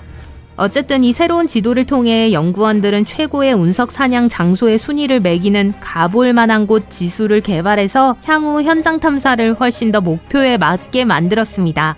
그리고 아직 탐험되지 않은 블루 아이스 지역이 많은 만큼 수많은 운석이 발견되기를 기다리고 있어요. 여러분은 뭘 기다리고 있나요? 2021년 칠레의 과학자들은 남극에서 찌그러진 축구공처럼 생긴 기괴한 모양의 화석을 발견했습니다. 거의 10년 동안 이 화석은 칠레 국립자연사 박물관의 선반 위에 특별한 이름도 없이 그냥 놓여 있었어요. 공상과학 영화에 나오는 것처럼 생겼다는 이유로 박물관에서는 더 띵이라는 이름으로 불렸죠. 과학자들은 마침내 이 이상한 화석을 손에 넣었을 때 이 화석이 약 6억 6천만 년 전에 거대한 부드러운 껍질을 가진 알로 밝혀졌습니다. 이 화석은 길이가 28cm, 너비가 18cm가 넘어요. 일반 달걀의 길이는 6.35cm에 불과하고 타조알의 길이는 거의 15cm에 달해요. 따라서 더 띵은 지금까지 발견된 부드러운 껍질의 알 중 가장 크고 우리가 알고 있는 알 중에서 두 번째로 큰 알이라는 타이틀을 얻게 되었습니다. 지금까지 발견된 알 중 가장 큰 알은 멸종된 마다가스카르 코끼리새의 알로 마이클 조던 키의 1.5배에 달했어요. 알이 아니라 새가 말이죠. 남극 알은 이 지역에서 발견된 최초의 화석 알이라는 점에서도 특별해요. 따라서 누가 알을 남극에 남겼든 아마도 오래전에 살았던 거대한 바다 파충류인 모사사우루스와 같은 거대한 생물이 있었을 겁니다. 대부분의 과학자들은 이 생물이 알을 낳지 않는다고 생각했기 때문에 이 발견은 우리가 알고 있는 걸 바꿀 수 있다는 점에서 놀랍습니다. 이 알은 또한 대부분의 공룡 알과는 완전히 다른 얇은 달걀 껍질과 숨구멍이 없다는 점에서 독특합니다. 사실 도마뱀과 뱀의 알처럼 보이지만 이런 동물들과 관련된 어떤 거대한 생물의 알이에요. 그 시대와 장소에서 알려진 공룡이나 날아다니는 파충류는 그렇게 거대한 알을 낳을 만큼 크지 않았기 때문에 모사사우루스였겠지만 100% 확신할 수는 없어요. 과학자들은 많은 연구를 통해 도마뱀과 뱀과 같은 259종의 살아있는 파충류와 그들의 알을 연구했습니다. 이를 통해 알을 낳은 어미의 몸 길이는 꼬리를 제외하고도 7m 이상이었을 것이란 사실을 알아냈어요. 백악기 후기에는 남극 대륙의 이 지역은 보유광과 같은 곳이었을지도 몰라요. 고생물학자들은 같은 지역에서 작은 모사사우루스와 플레시오사우루스의 뼈, 그리고 다자란 모사사우루스의 뼈를 발견했어요. 노르웨이의 고고학자들이 또 하나의 멋진 발견을 해냈습니다. 6,000년 동안 얼음 속에 숨겨져 있던 수십 개의 화살을 발견했어요. 화살은 축구장 45개 정도의 면적을 덮고 있는 높은 산의 커다란 얼음 덩어리에서 녹아내리고 있었어요. 여름이 유난히 더웠던 2014년과 2016년, 과학자들은 랑폰이라는 얼음지대를 둘러보기 위해 방문했습니다. 또한 그곳에서 많은 술록뼈와 뿔을 발견했어요. 일부 화살은 통째로, 일부는 조각난 채로 녹아버린 얼음판 주변에서 5개의 화살촉과 함께 발견되었습니다. 이것은 전 세계의 다른 동토 유적지에서 발견된 것보다 더 많은 화살이에요. 발견된 68개의 화살 중 일부는 신석기 시대로 거슬러 올라가며 가장 최근의 화살은 14세기의 것입니다. 얼음은 그곳에 있는 모든 것을 거의 완벽한 상태로 보존할 수 있는 완벽한 타임머신과도 같습니다. 랑포니는 현지 등산객이 빙하 가장자리 바로 옆에서 3,300년 된 가죽 신발을 발견한 후 최초의 빙하 유적지 중 하나로 유명해졌어요. 과학자들은 사람들이 이곳을 어떻게 이용했는지, 노르웨이에서 북미에 이르는 빙원이 시간이 지남에 따라 어떻게 변화했는지 이해하기 위해 이런 장소를 연구하고 있어요. 옛날 옛적에 정확히 32,000년 전쯤 시베리아의 한 강 근처에 다람쥐가 씨앗을 묻었어요. 영화 아이스 에이지의 한 장면이 아닙니다. 어쨌든 이 씨앗은 귀여운 흰색 꽃을 가진 식물의 씨앗이었어요. 수천 년 후 한 과학자 그룹이 12층 건물 높이만큼 얼어붙은 땅속 깊이 이 씨앗이 묻혀있는 걸 발견했어요. 씨앗은 매머드, 들소, 털, 코뿔소와 같은 동물의 얼음과 뼈로 둘러싸여 있었습니다. 성숙한 씨앗은 다람쥐에 의해 손상되었지만 일부 어린 씨앗에는 여전히 좋은 식물 부분이 남아 있었습니다. 과학자들은 조심스럽게 씨앗을 꺼내 작은 용기에 담아 씨앗이 자랄 수 있도록 도왔습니다. 그리고 가장 멋진 사실은 그 식물을 키울 수 있었다는 점이에요. 그 꽃은 오늘날 자라는 식물의 꽃과는 모양이 조금 달랐어요. 1년 후 빙하기 식물은 새로운 씨앗을 만들기도 했어요.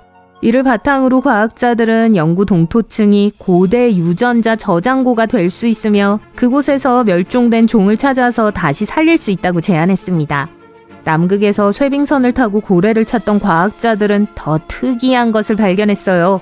자동차만큼이나 무거운 배 뒤에 달린 카메라가 웨델해 바닥에 6천만 개의 빙어 둥지를 감지한 거예요. 둥지는 사방 25cm 간격으로 배치되어 있었고 그 면적은 워싱턴 DC 전체보다 약간 더 넓은 240제곱미터에 달했습니다. 이 서식지에 모래의 선으로 그어진 뚜렷한 경계선까지 있었어요. 과학자들은 주변 물보다 거의 2도 정도 따뜻한 바다의 특별한 지점을 연구하기 위해 이 지역을 방문했어요. 이 따뜻한 물의 윗부분에서 동물성 플랑크톤이라는 작은 생물들을 발견했어요. 어린 빙하가 부화하면 이 지역으로 헤엄쳐 올라와 동물성 플랑크톤을 먹은 후 다시 해저로 내려가 자라서 새끼를 낳아요. 먹이가 풍부하기 때문에 이 따뜻한 물에서 빙어를 볼 수 있는 건 당연한 일이었어요. 하지만 지금까지 본 것보다 훨씬 더 많은 수의 빙어 둥지를 발견할 줄은 몰랐죠. 뉴질랜드의 남극 유산 신탁은 남극의 한 오두막에서 오래된 사진 필름을 발견했습니다. 이 사진들은 로스의 탐험대의 독특한 이미지로 밝혀졌어요. 이 탐험은 어니스트 쉐클턴이 이끈 유명한 실패한 탐험이었죠. 그는 웨델해에서 남극을 거쳐 로스해까지 육로로 남극 대륙을 횡단한 최초의 사람이 되고자 했습니다. 하지만 그들의 배인 오로라호가 바다로 날아가면서 모든 것이 잘못되었습니다. 그들은 다른 탐험가인 로버트 펠컨 스콧 선장의 오두막을 사용해야 했어요. 그의 목표는 최초로 남극점에 도달하는 것이었지만 안타깝게도 그 역시 성공하지 못했어요. 필름은 질산 셀룰로스로 만들어졌고 작은 상자 안에 서로 붙어있는 채로 발견되었습니다. 남극 유산 신탁은 필름을 뉴질랜드로 가져가서 조심스럽게 분리한 후 22개의 숨겨진 이미지를 발견했어요. 많은 사진이 손상되었지만 남극의 유명한 지역인 맥머도 사운드 주변에서 익숙한 장소를 알아볼 수 있었어요. 사진을 찍은 사람이 누구인지는 확실하지 않습니다. 2021년 12월 일부 과학자들은 남극 동부 해안의 거대한 얼음판인 라셈 빙붕에서 이상한 흔적을 발견했습니다. 그들은 얼음 밑으로 흐르는 강일지도 모른다는 생각에 487m를 뚫고 내려가 확인했어요. 그들은 물을 발견할 것으로 예상했지만 물속에 단강류라고 불리는 자꾸 빠르게 움직이는 생물이 가득할 것이라고는 예상하지 못했죠. 과학자들은 또한 지하 강해물이 서로 다른 방향으로 움직이는 특이한 해류층을 가지고 있다는 사실을 발견했는데 아직 완전히 이해하지 못하고 있어요. 연구 중에 또 다른 놀라운 일이 일어났습니다. 같은 해 12월 20일 멀리 통가에서 화산이 폭발했는데 그 폭발로 인한 압력파가 남극의 얼음 강에서까지 감지된 거예요. 이는 지구의 모든 것이 가장 먼 곳에서도 어떻게 연결되어 있는지 보여줍니다. 그것은 지구를 돌아다녔던 가장 큰 생물 중 하나였어요. 일반 스쿨버스보다 길었고 코끼리 10마리를 다 합친 것보다 더 무거울 수 있었죠. 하지만 어디서 살았을까요? 어쩌다가 그렇게 큰 크기가 되었던 거죠? 그리고 가장 중요한 건 오늘날 왜 멸종되었는가 하는 거예요. 알아봅시다. 메갈로돈은 지구 역사상 가장 큰 포식자였어요. 위치면에서 보면 메갈로돈은 사실상 그 근처를 제외한 지구상의 모든 수역에서 살았어요. 남극 대륙에서 메갈로돈 이빨이 발견되지 않은 이유는 아마도 이 거대한 생물이 따뜻한 열대 및 아열대 물에서만 적응했기 때문일 거예요.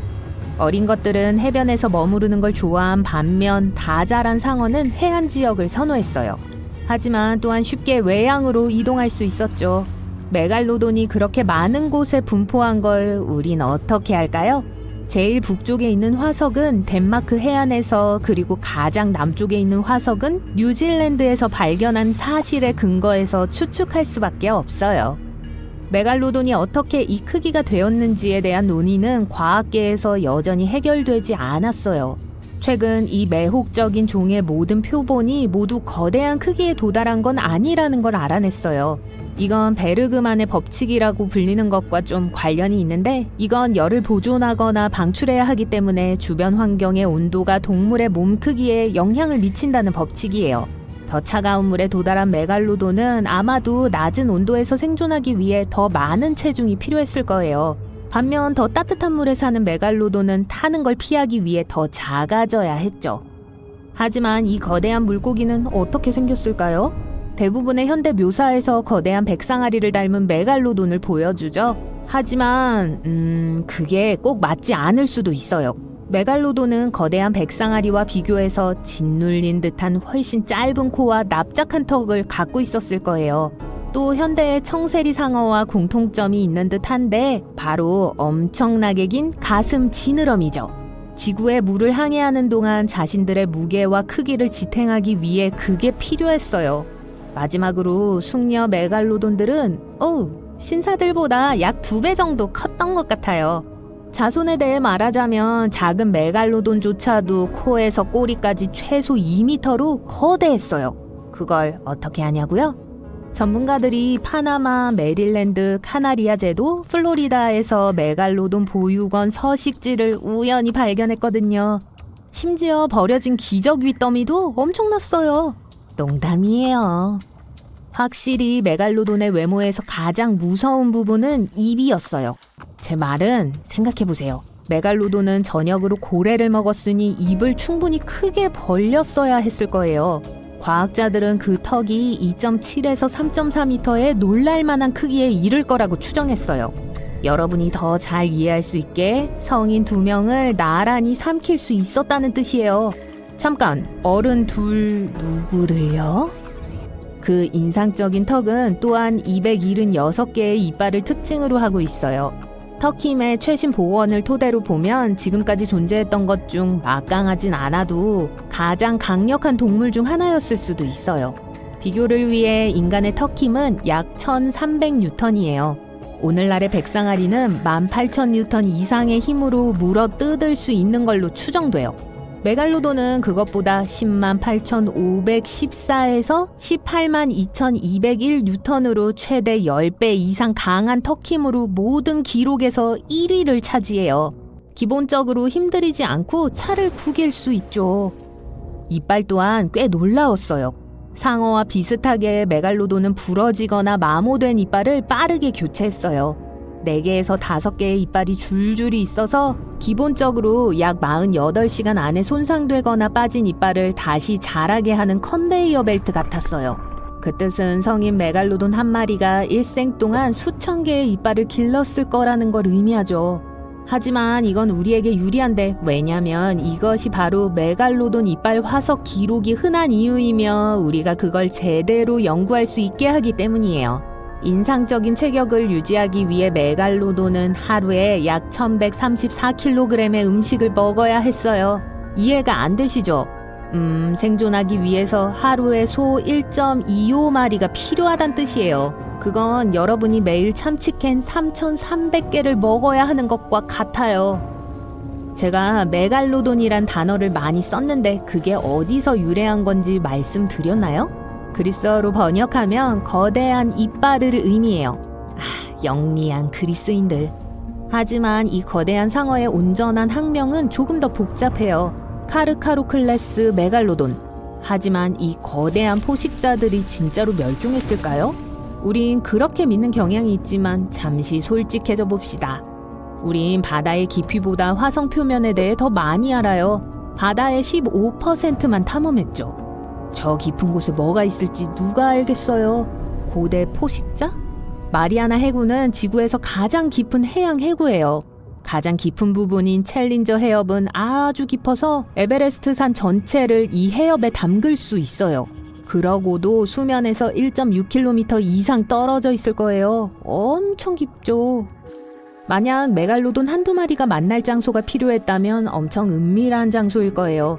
하지만 마리아나 해구는 지내기에 특별히 안락한 곳은 아니에요. 춥고 완전한 어둠에 둘러싸여 있거든요.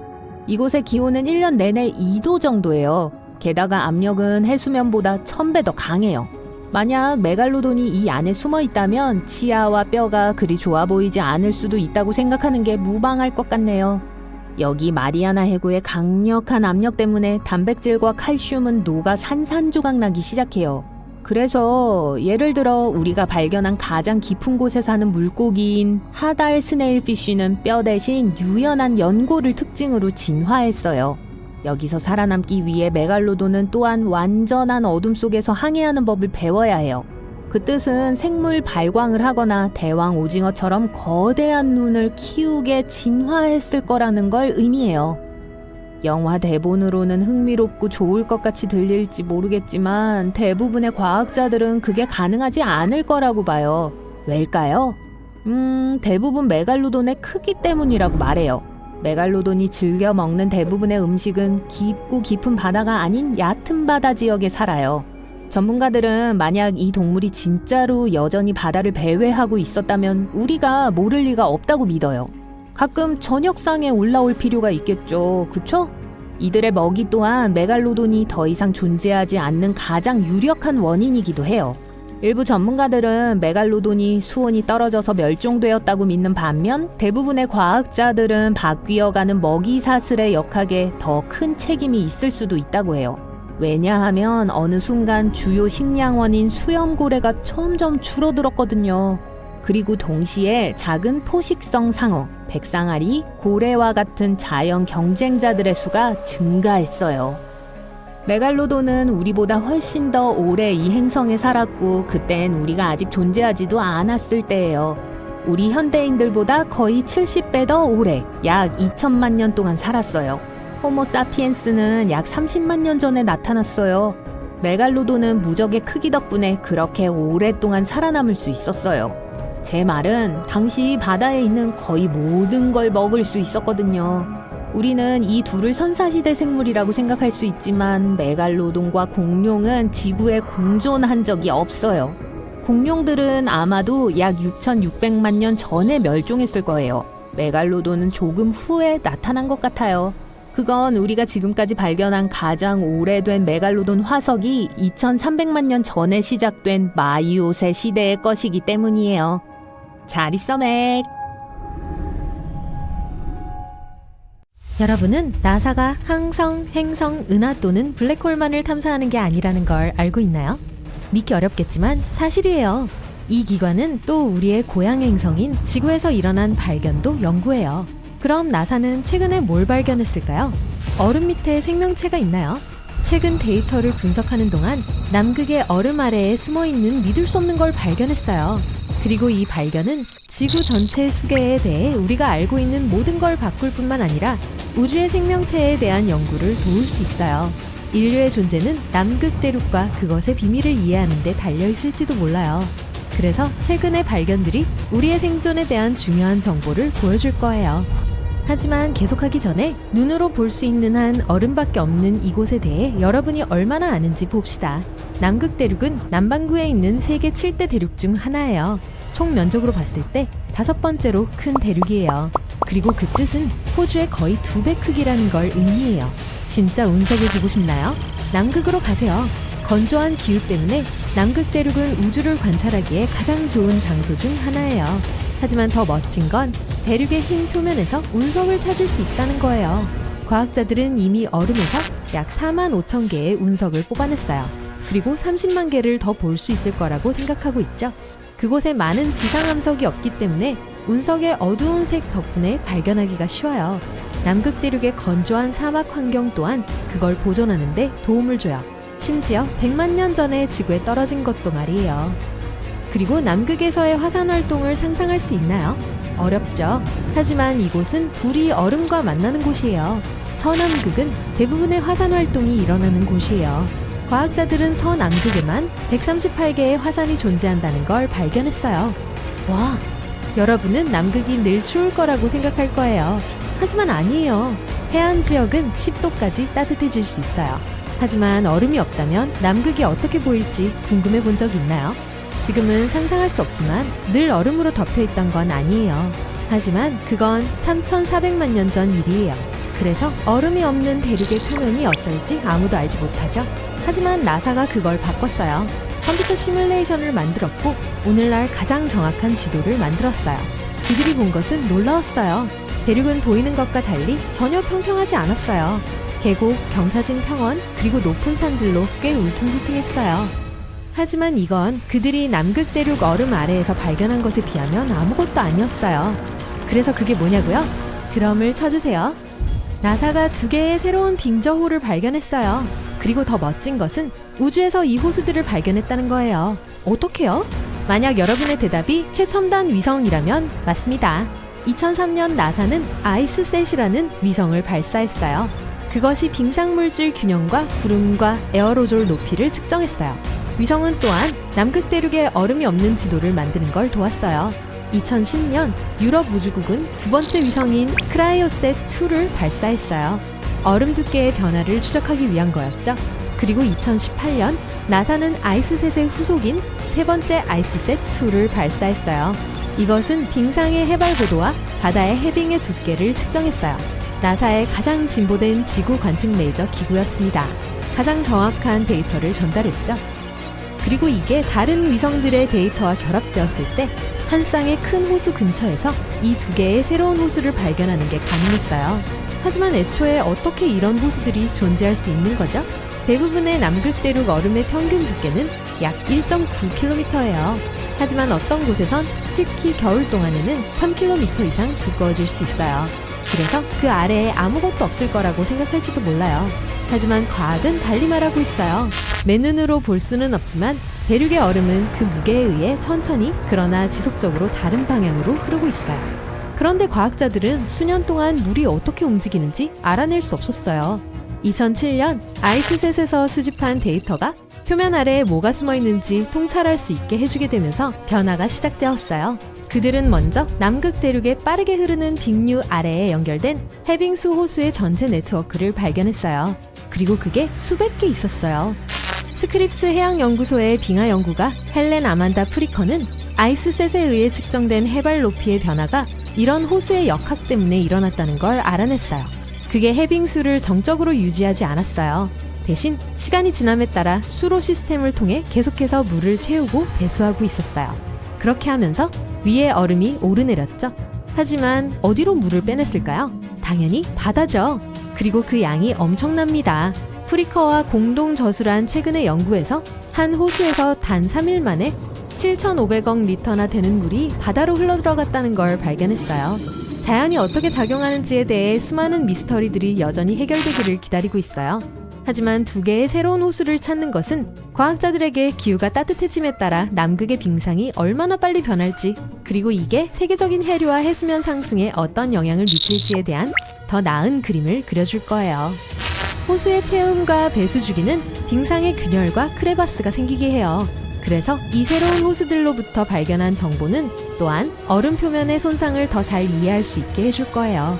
또한 이 체험과 배수 시스템이 얼음이 바다와 대양으로 미끄러지는 속도에 어떤 영향을 미치는지 평가할 수 있을 거예요. 그건 추가된 담수가 해양 생태계를 어떻게 변화시키는지 평가할 수 있다는 걸 의미하죠. 이 발견은 또한 생명이 정말 얼음 아래에 있는지 어떤지를 암시할 수 있어요. 와! 과학자들은 약 1068m의 얼음을 뚫었고 호수들 중 하나에서 채취한 물 샘플에서 대략 밀리리터당 10,000개의 박테리아 세포가 포함되어 있다는 걸 발견했어요. 그렇게 많은 수의 박테리아의 존재는 좋은 징조예요. 왜냐하면 차가운 물이 미세생물과 같은 더 고등한 생명체를 지지할 수 있다는 뜻이니까요. 그리고 이 새로운 호수들 중 하나가 그들의 고향일지도 몰라요. 하지만 가장 흥미로운 것은 이 새로운 호수가 다른 행성에서의 생명체가 가능한지를 이해하는 데 도움을 줄 수 있다는 거예요. 과학자들은 화성에 얼어붙은 표면 아래의 생명체가 남극 호수에서 보이는 패턴을 따를 거라고 믿고 있어요. 그래서 붉은 행성에 존재했었을지도 모르는 생명체 종류에 대한 중요하고 새로운 정보를 찾을 가능성이 있어요. 하지만 겨울 동안에는 그곳에 있고 싶지 않을 거예요. 여러분이 경험할 수 있는 지구상에서 가장 낮은 온도는 영하 89.2도예요. 2010년엔 그보다 더 낮은 영하 93.2도를 기록한 적도 있었어요. 그리고 건조한 바람 때문에 이 추위를 훨씬 더 심하게 느낄 수 있어요. 여러분은 남극 대륙의 얼음 표면의 크기 또한 1년 내내 변하고 있다는 걸 알고 있나요? 여름에는 약 300만 제곱킬로미터예요. 겨울이 되면 1900만 제곱킬로미터로 커져요. 하지만 이런 변화에도 불구하고 지구상에서 가장 큰 얼음 조각으로 남아있죠? 미안 북극아, 네가 졌어. 이 귀엽고 작은 펭귄 아세요? 남극에는 원주민이 없으니 이 동물들을 현지인으로 여기세요. 그곳은 어느 나라도 소유하고 있지 않기 때문에 누구의 땅도 아니에요. 하지만 누가 진짜 그걸 소유하고 있는지 아세요? 5가지 다른 종의 펭귄, 바다표범, 범고래들이에요. 대륙의 가혹한 환경에도 불구하고 여러분은 낚시와 연구를 목적으로 하는 관광객으로 그곳을 방문할 수 있어요. 약 5,000명의 사람들이 연구소에서 여름 동안 대륙에 거주해요.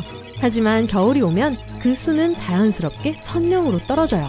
남극 대륙의 얼음 이불은 세계 담수 보유량의 70%를 차지해요. 만약 이게 녹는다면 어떤 일이 일어날지 상상해보세요.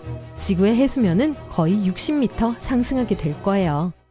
역사를 통틀어 인간은 주술로부터 자신을 보호하고 단체의 일원임을 표시하고 사랑을 선언하고 사랑하는 사람에게 경의를 표하거나 단순히 자신을 표현하기 위해 문신을 해왔습니다. 그리고 문신은 조만간 사라지지 않을 것처럼 보여요. 2022년 기준으로 미국 인구의 46%가 적어도 하나의 문신을 가지고 있기 때문입니다. 그래서 문신이 미국에서 가장 빠르게 성장하는 산업 중 6위를 차지했다는 것은 놀라운 일이 아니에요. 그리고 이 비율은 증가할 것이라고 예상할 수 있어요. 하지만 언제 이런 형태의 신체 변형이 생겨났고 시대에 걸쳐 어떻게 변화해 왔는지 궁금해한 적이 있나요? 알려드릴게요. 문신은 수천 년 전으로 거슬러 올라갑니다. 아이스맨 웨치에 대해 들어본 적 있으신가요? 그는 1991년 웨츠탈 알프스에서 빙하 얼음 속에 파묻혀 발견된 5200살 된 미라입니다.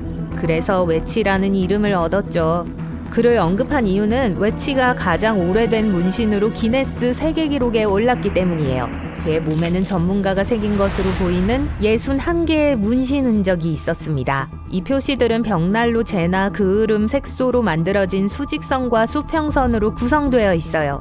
그러나 웨치는 문신으로 자신을 표현하려고 한 것이 아니었습니다. 웨치의 뼈를 자세히 조사했을 때 그의 몸에 문신이 있는 부분에 노화나 부상과 관련된 퇴화가 있다는 걸 발견했어요. 이것은 과학자들로 하여금 그의 문신이 침술과 유사한 통증 완화 치료와 관련이 있었을지도 모른다고 믿게 만들었습니다. 또한 그의 몸에 있는 표시들이 다소 무작위적으로 분포하고 있는 이유이기도 해요. 전문가들은 또한 웨치가 그렇게 많은 문신을 했다는 사실은 그의 문화권의 다른 사람들이 문신에 대해 알고 있었고 그가 문신을 한 최초의 사람이 아니라는 것을 의미한다고 믿고 있습니다. 웨치의 문신은 치료 효과를 위한 것으로 여겨지지만 동물 등과 같은 실제 대상의 이미지를 담은 문신의 흔적이 5,000년 된 이집트 미라 2개에서도 발견되었습니다.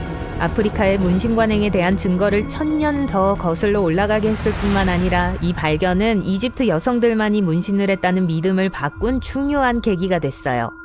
문신을 한 다른 미라들은 그린랜드, 알래스카, 그리고 필리핀을 포함하여 적어도 49개의 고고학적 장소에서 발견되는데 이것은 문신이 세계적인 것이었다는 걸 암시합니다. 하지만 문신 예술이 고대에 시작됐고 보편적이었다는 이 모든 증거에도 불구하고 문신이 언제 어디서 시작되었는지 정확한 시기는 알려지지 않았어요. 문신에 대한 문서 기록은 기원전 5세기 그리스로 거슬러 올라가는데 범죄자와 적을 표시하는 데 사용해서 도망치려고 하면 쉽게 식별할 수 있게 했습니다. 로마인들과 페르시아인들도 같은 목적으로 문신을 사용했어요. 반면에 다른 문화에서는 다른 용도로 사용됐습니다. 필리핀에서 문신은 부족의 정체성, 친족관계, 용감함, 아름다움, 그리고 사회적 지위 또는 부의 상징이었습니다. 또한 문신에 마법의 능력이 있다고 믿어졌고 어떤 사악한 초자연적인 힘으로부터 보호하는 부적으로 행해졌어요. 결과적으로 문신을 하는 과정은 신성한 것으로 믿었기 때문에 몇몇 의식을 수반했습니다.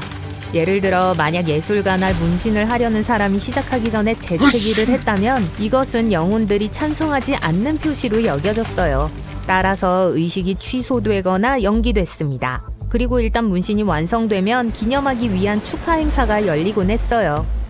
고대 이집트에서 문신은 원래 신에 대한 헌신을 보여주기 위한 것으로 신의 보호를 제공한다고 믿어졌습니다. 흥미로운 사실은 이집트에서 발견된 많은 문신을 한 미라들이 여성이었다는 사실입니다. 그 미라 중 하나는 하토르의 문신을 한 사제 아무넷으로 알려졌어요. 그녀의 몸에는 다양한 문신이 있었습니다.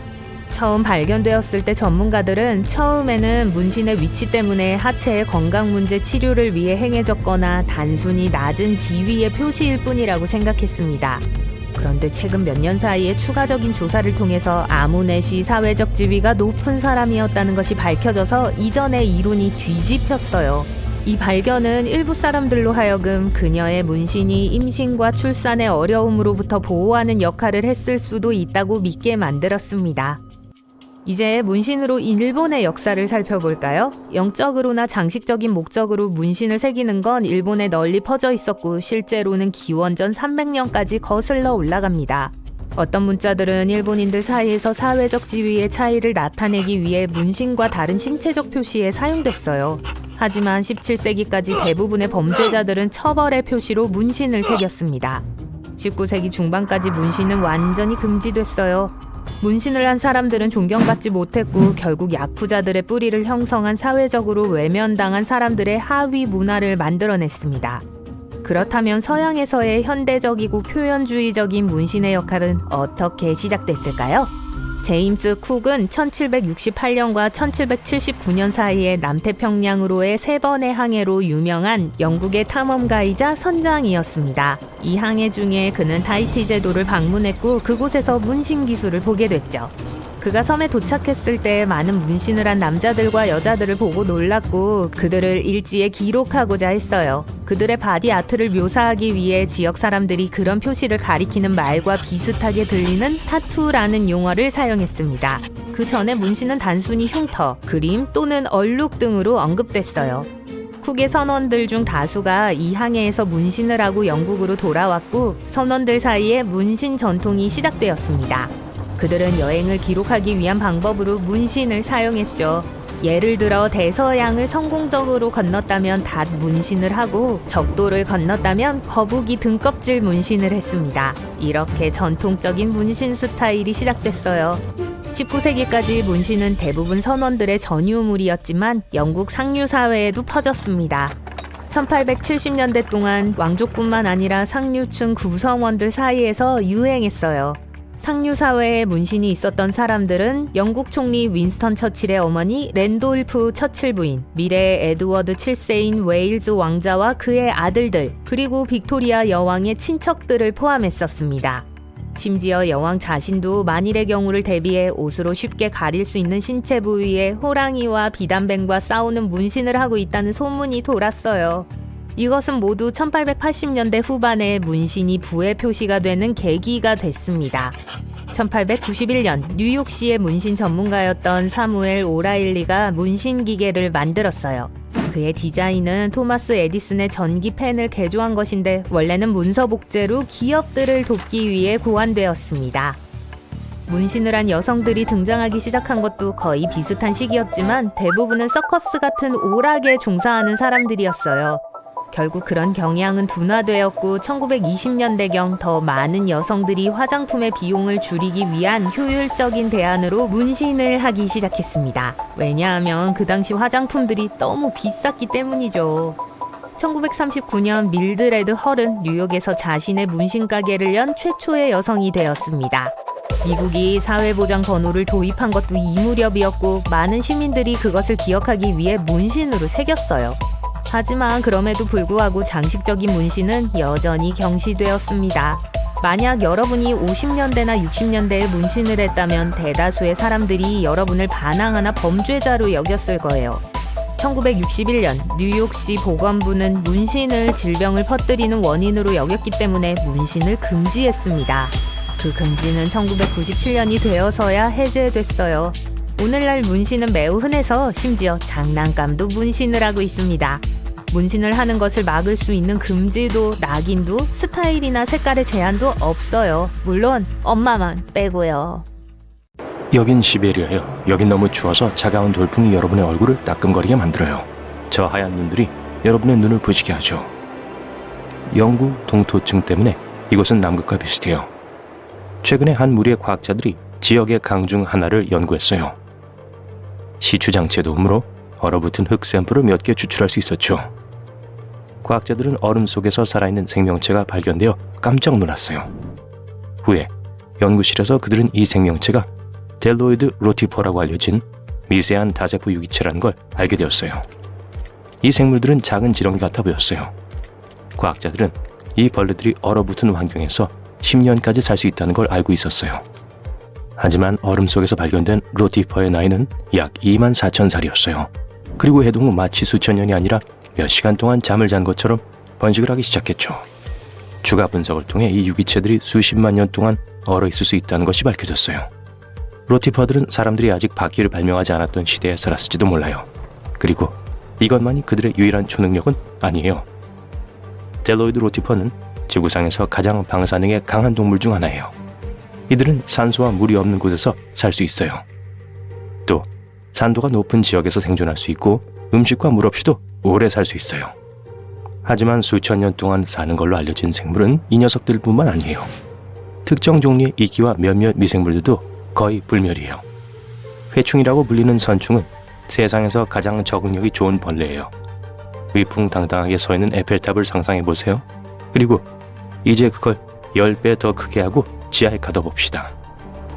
지표면 아래 수천 미터 바로 이 깊이에서 과학자들이 이 생물을 발견했어요. 이곳에는 햇빛도 없고 공기도 거의 없어요. 그리고 지구의 표면보다 지구의 핵에 훨씬 더 가까이 있기 때문에 이곳의 온도는 가장 뜨거운 사막 한가운데보다 더 높아요. 수백만 톤의 토양이 위에서 엄청난 압력을 만들죠. 하지만 그 모든 것이 이곳에서 생명체가 발전하는 것을 막을 수는 없었죠. 회충은 공기, 음식이 없어지거나 온도가 너무 높아지면 독특한 정체 상태 또는 깊은 동면 상태에 빠집니다. 이 상태에서 벌레들의 신진대사는 느려지고 몸의 거의 모든 과정이 멈춰요. 이 생물들은 매우 오랫동안 잠을 잘 수 있고 환경이 더 살기 좋아졌을 때에만 깨어나요. 그나저나 이 생물들을 찾으려고 그렇게 깊은 지하로 갈 필요는 없어요. 선충은 전 세계에서 발견돼요. 뜨거운 온천, 사막, 높은 산속, 남극 대륙의 혹독한 얼음 사이 동물과 인간들 속에서도 살 수 있어요. 우리의 다음 불멸의 생명체는 물곰이라고도 알려진 완보동물이에요. 이것들은 절지동물과 밀접한 관련이 있는 아주 작은 8개의 다리를 가진 무척추 동물이에요. 이걸 맨눈으로는 볼 수 없어요. 하지만 기존의 현미경으로 완보동물을 자세히 볼 수 있어요. 이들은 아주 작은 곰같이 생겼어요. 항상 몸 주위에 얇은 물층을 필요로 해서 물곰이라고 불리죠. 탈수를 막기 위해 필요한 거예요. 완보류는 바다 깊은 곳에서부터 모래 언덕에 이르기까지 모든 환경에서 발견돼요. 독특한 유기체 구조 덕분에 이들은 믿을 수 없을 정도로 튼튼해요.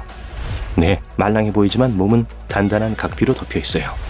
이 껍질은 메뚜기, 사마귀 그리고 다른 많은 곤충들의 외골격을 닮았어요. 물곰은 자랄 때 각피의 오래된 층을 탈피해요. 8개 다리엔 각각 4개에서 6개의 발톱이 있어서 어떤 표면에도 달라붙을 수 있죠. 곰은 남극의 얼음 온도보다 3배나 더 추운 온도에서도 살아남을 수 있어요. 열기도 그들에겐 문제가 안 돼요. 물을 끓게 하는 온도에서도 살아남은 게 증명되었어요. 또 물곰은 방사선과 높은 압력을 두려워하지 않죠. 바다 깊은 곳에서 압력은 가장 강한 금속 합금도 파괴할 수 있어요. 하지만 이 생물들은 6배 이상의 압력에도 견딜 수 있어요. 하지만 가장 멋진 건 우주의 진공 속에서 살 수 있다는 거예요. 지구에는 자기장이 있어요. 이건 태양 복사로부터 우리를 보호해주는 방패예요. 물곰은 이런 보호가 필요 없어요. 지구 근처 궤도에 진입해서 무사히 돌아올 수 있죠. 모두 전리 방사선으로부터 DNA를 보호해주는 단백질 덕분이에요. 다른 불멸의 유기체처럼 물곰도 극저온의 휴면 상태에 빠질 수 있어요. 완보동물은 머리와 다리를 몸 안으로 끌어당기고 잠이 들어요. 주변 조건이 동결, 건조 또는 산소 부족을 암시하면 상황이 호전될 때까지 이 통 모양을 유지할 거예요. 자, 여기까지가 현미경으로만 볼 수 있는 아주 작은 유기체들과 미생물들이었어요. 하지만 좀 더 큰 건 어때요? 철갑 딱정벌레를 소개할게요. 미국 남서부와 멕시코에 살아요. 이 곤충들은 높은 온도나 산소 없이 방사능이 증가된 상태에서는 살 수 없어요. 하지만 껍질이 너무 튼튼해서 드릴이나 망치로만 뚫을 수 있어요. 이들의 튼튼한 외골격은 특별한 물질인 키틴으로 만들어져 있어요. 이건 개나 새우의 갑옷에서도 발견돼요. 그럼에도 여전히 철갑 딱정벌레의 키틴은 매우 튼튼해서 빠른 속도로 움직이는 차의 충격을 견딜 수 있게 해줘요. 위험이 닥쳤을 때 껍질의 특별한 공간에 수염과 튼튼한 다리를 숨길 수 있어요. 다른 동물은 갑옷을 뚫고 물어 뜯을 수 없어요. 딱정벌레를 뱉어내고 다른 곳으로 점심거리를 찾아가 버리죠. 위험이 사라지자마자 벌레는 다시 다리를 뻗고 제 할 일을 해요. 또 갑옷은 딱정벌레가 탈수되지 않게 해주는데 이건 멕시코와 미국 남서부의 더운 지역에서 매우 유용해요. 외골격 내부에 수분을 저장할 수 있어요. 다른 말로 하면 이 벌레들은 물을 찾을 때마다 수분을 흡수해서 액체를 몸 안으로 운반할 수 있어요. 다음 생물은 믿을 수 없을 정도로 연약해요. 하지만 다른 동물들은 거의 살 수 없는 곳에서 살아남는 방법을 알고 있죠. 우린 루마니아 남동부 흑해 근처로 갑니다. 여기 황량한 넓은 평원에 구덩이를 볼 수 있어요. 이건 지하 깊은 곳으로 이어지는 광산이에요. 지구 표면의 공기는 보통 약 20%의 산소를 포함하고 있어요. 하지만 광산에선 10%밖에 안 돼요. 동그란 공기에는 높은 함량의 황화수소와 이산화탄소가 있어요. 사람들은 산소 탱크 없이는 그곳에서 숨쉴 수 없죠. 거기에 있는 물과 공기는 오염됐다고 볼 수 있죠. 여기서는 어떤 동물도 살아남을 수 없을 거예요. 그럼에도 이 동굴에는 48종의 생물이 발견됐어요. 그중 33가지는 새로 발견된 종이에요. 그리고 이것들은 현미경 없이는 볼 수 없는 미생물이나 박테리아만 있는 게 아니에요. 뭔가 더 큰 게 살고 있어요. 이상한 흰 달팽이들이 광산의 벽을 기어다녀요. 물에는 투명한 새우와 알려지지 않은 종류의 거머리가 헤엄치고 있죠. 거대한 수염을 기른 흰 지네와 으스스한 흰 거미가 땅 위를 달려요. 그리고 이 모든 것들은 약 500만 년 동안 여기서 자라고 있었어요. 여러분은 물전갈과 이 동물의 다른 미확인 종을 볼 수도 있어요. 뜨거운 모래나 열대 숲에 사는 친척을 닮진 않았어요. 여기 사는 생물은 하나도 평범해 보이지 않아요. 모든 동물들은 하얗거나 투명해요. 눈은 없지만 이 어두운 공간에서 길을 찾을 수 있게 해주는 긴 발과 더듬이가 장착되어 있죠. 동굴에 더 깊이 들어갈수록 공기에 든 산소가 적어져요. 하지만 살고 있는 유기체의 수는 증가해요. 공기는 메탄과 이산화탄소로 가득 차 있어요.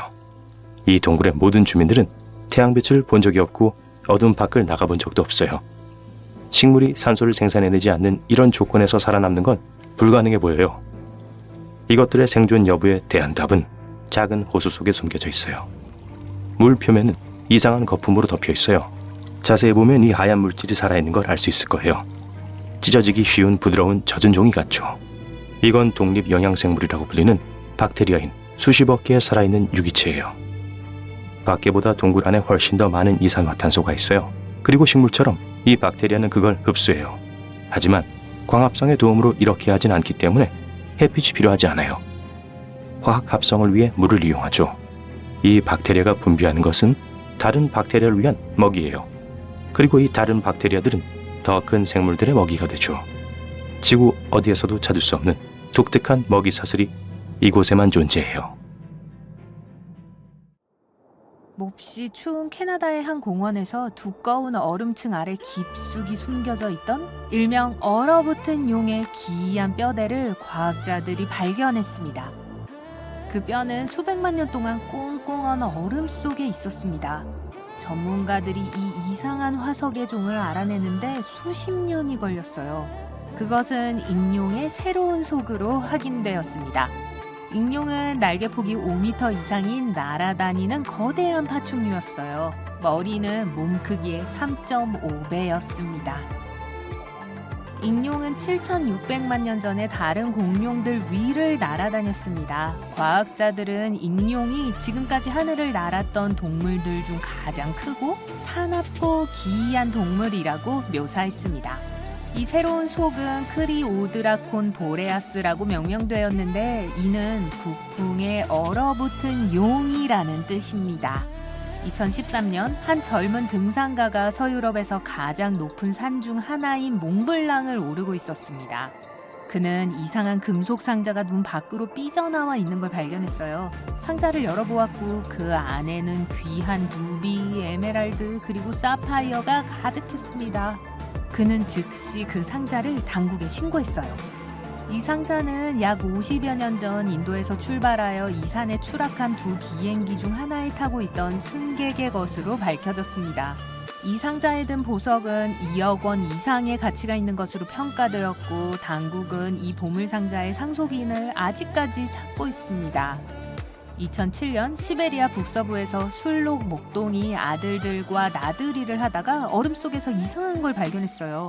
그 남자는 이것이 얼어붙은 매머드의 새끼라는 것을 깨닫고 즉시 지역 박물관에 연락했습니다. 이 어린 매머드는 류바라는 이름이 붙여졌고 발견 당시 세계에서 가장 잘 보존된 매머드 미라였습니다. 류바는 41,800년 동안 얼음 속에 있었고 생후 30일에서 35일 정도입니다. 코에서 꼬리까지의 길이로 볼 때 거의 큰 송아지와 비슷한 크기였어요. 유바는 전 세계의 박물관을 순회하기 때문에 직접 만나볼 수도 있을 거예요. 얼음과 눈층으로 덮인 남극 대륙에는 얼어붙은 화산인 에버러스 산이 있습니다. 이 화산은 1841년 북극 탐험가들에 의해 폭발 중에 발견되었습니다. 이 화산은 높이가 3,657m이고 지난 130만 년 동안 활동적이었습니다. 화산 중앙 깊숙한 곳에는 많은 양의 용암으로 가득 찬 거대한 분화구가 있습니다. 이 화산은 가끔 폭발하는데 이는 화산 폭발이 계속되는 것으로 분류된다는 것을 의미합니다. 하지만 폭발은 대체로 작기 때문에 걱정할 것이 없습니다. 1991년 2명의 등산객이 이탈리아 알프스 산맥을 횡단하던 중 최근에 길을 잃은 등산객의 것으로 추정되는 시신을 우연히 발견했습니다. 이 두 사람은 자신들의 안타까운 발견을 보고하기 위해 산을 내려갔습니다. 일단 유해가 수습되고 난 후 시신은 전혀 최근 것이 아닌 것이라고 밝혀졌습니다. 과학자들은 그 얼음 사나이가 5,000살 이상 된 것으로 판단했고 오치라는 이름을 지어주었습니다. 과학자들이 이전에 본 그 어떤 것과도 달랐는데 시신이 매우 잘 보존되어 있었기 때문이에요. 수년 동안 오치는 과학자들의 연구 대상이었습니다. 그들은 우리의 조상들이 이전에 알고 있던 것보다 훨씬 더 많은 공통점을 가지고 있다는 것을 발견했습니다. 오치는 잉크 바디 아트로 덮여 있었습니다. 위 내용물을 조사한 결과 그의 마지막 식사는 오늘날 우리가 먹는 베이컨과 비슷한 소금에 절여 건조한 고기라는 것이 밝혀졌습니다. 오치는 적어도 중부 유럽 어딘가에 살고 있는 19명의 친척이 있습니다. 과학자들이 시베리아의 고대 다람쥐구를 연구하다가 흥미로운 것을 발견했어요. 다람쥐 중 한 마리가 땅속 깊은 곳에 소중한 씨앗을 숨겨두었습니다. 씨앗은 32,000년 동안 얼음에 쌓여 있었습니다. 그 씨앗은 오래전에 멸종된 실레네 스테노필라 꽃의 씨앗이었습니다. 놀랍게도 과학자들은 씨앗 안에서 식물 조직을 회복할 수 있었고 꽃 식물 전체를 재배할 수 있었습니다.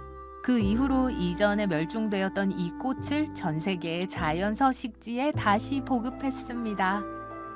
1930년에 노르웨이 과학자 팀이 북극해를 항해하면서 바다와 빙하에 대한 연구를 수행했어요. 그들은 아무도 발을 디딘 적이 없는 위험하고 얼음 같은 땅 화이트 아일랜드에 도달했습니다. 적어도 그들은 그렇게 생각했죠. 과학자들은 눈 밖으로 튀어나온 작은 배를 발견하고 충격을 받았습니다.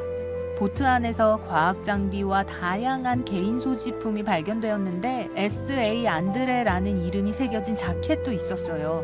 그들은 유명한 안드레 북극 열기구 탐험대의 잔해를 발견한 것이었어요. 1897년 안드레가 이끄는 스웨덴 탐험가들은 수소풍선을 타고 북극으로 여행을 시도했습니다. 아무도 그들의 소식을 듣지 못했어요. 사람들은 33년 후에 난파선이 발견되었을 때야 그들에게 무슨 일이 일어났는지 알아냈습니다. 열기구는 스웨덴에서 출발한 지 이틀 만에 화이트 아일랜드에 추락한 것으로 드러났습니다. 탐험가들은 작은 임시보트를 타고 섬을 여행했지만 더 이상 갈 수는 없었습니다. 시베리아의 영구 동토층 지역에서 가장 잘 보존된 울리 매머드가 2010년 발견되었습니다. 과학자들은 매머드가 발견된 곳 근처의 작은 마을의 이름을 따서 매머드의 이름을 유카라고 지었어요. 유카는 39,000년 동안 얼어 있었고 6살에서 8살 정도 되었을 것으로 추정됩니다. 유카는 매우 잘 보존되어 있었기 때문에 수년 동안 연구되어 왔고 매머드에 대한 새로운 정보를 제공했습니다. 2019년에 과학자들은 유카의 조직에서 추출한 세포를 활성화하는 데 성공했다고 보고했어요. 언젠가는 울리 매머드가 이 땅을 배회하게 될지도 몰라요. 남극 대륙의 사진과 동영상을 보면 매우 춥고 눈으로 덮여 있고 몇 개의 작은 언덕을 제외하고는 평평해 보입니다. 과학자들도 그렇다고 생각했었죠. 2000년대 초 캄브루체프 산맥을 연구하다가 과학자들은 그 작은 바위 언덕이 실제로 1.6km 높이의 거대한 산의 정상이라는 사실을 발견하고 충격을 받았습니다. 레이더 기술을 사용하여 연구원들은 산의 높이가 실제로 약 3,000m이고 1,200km에 걸쳐 펼쳐져 있다는 것을 알아냈습니다.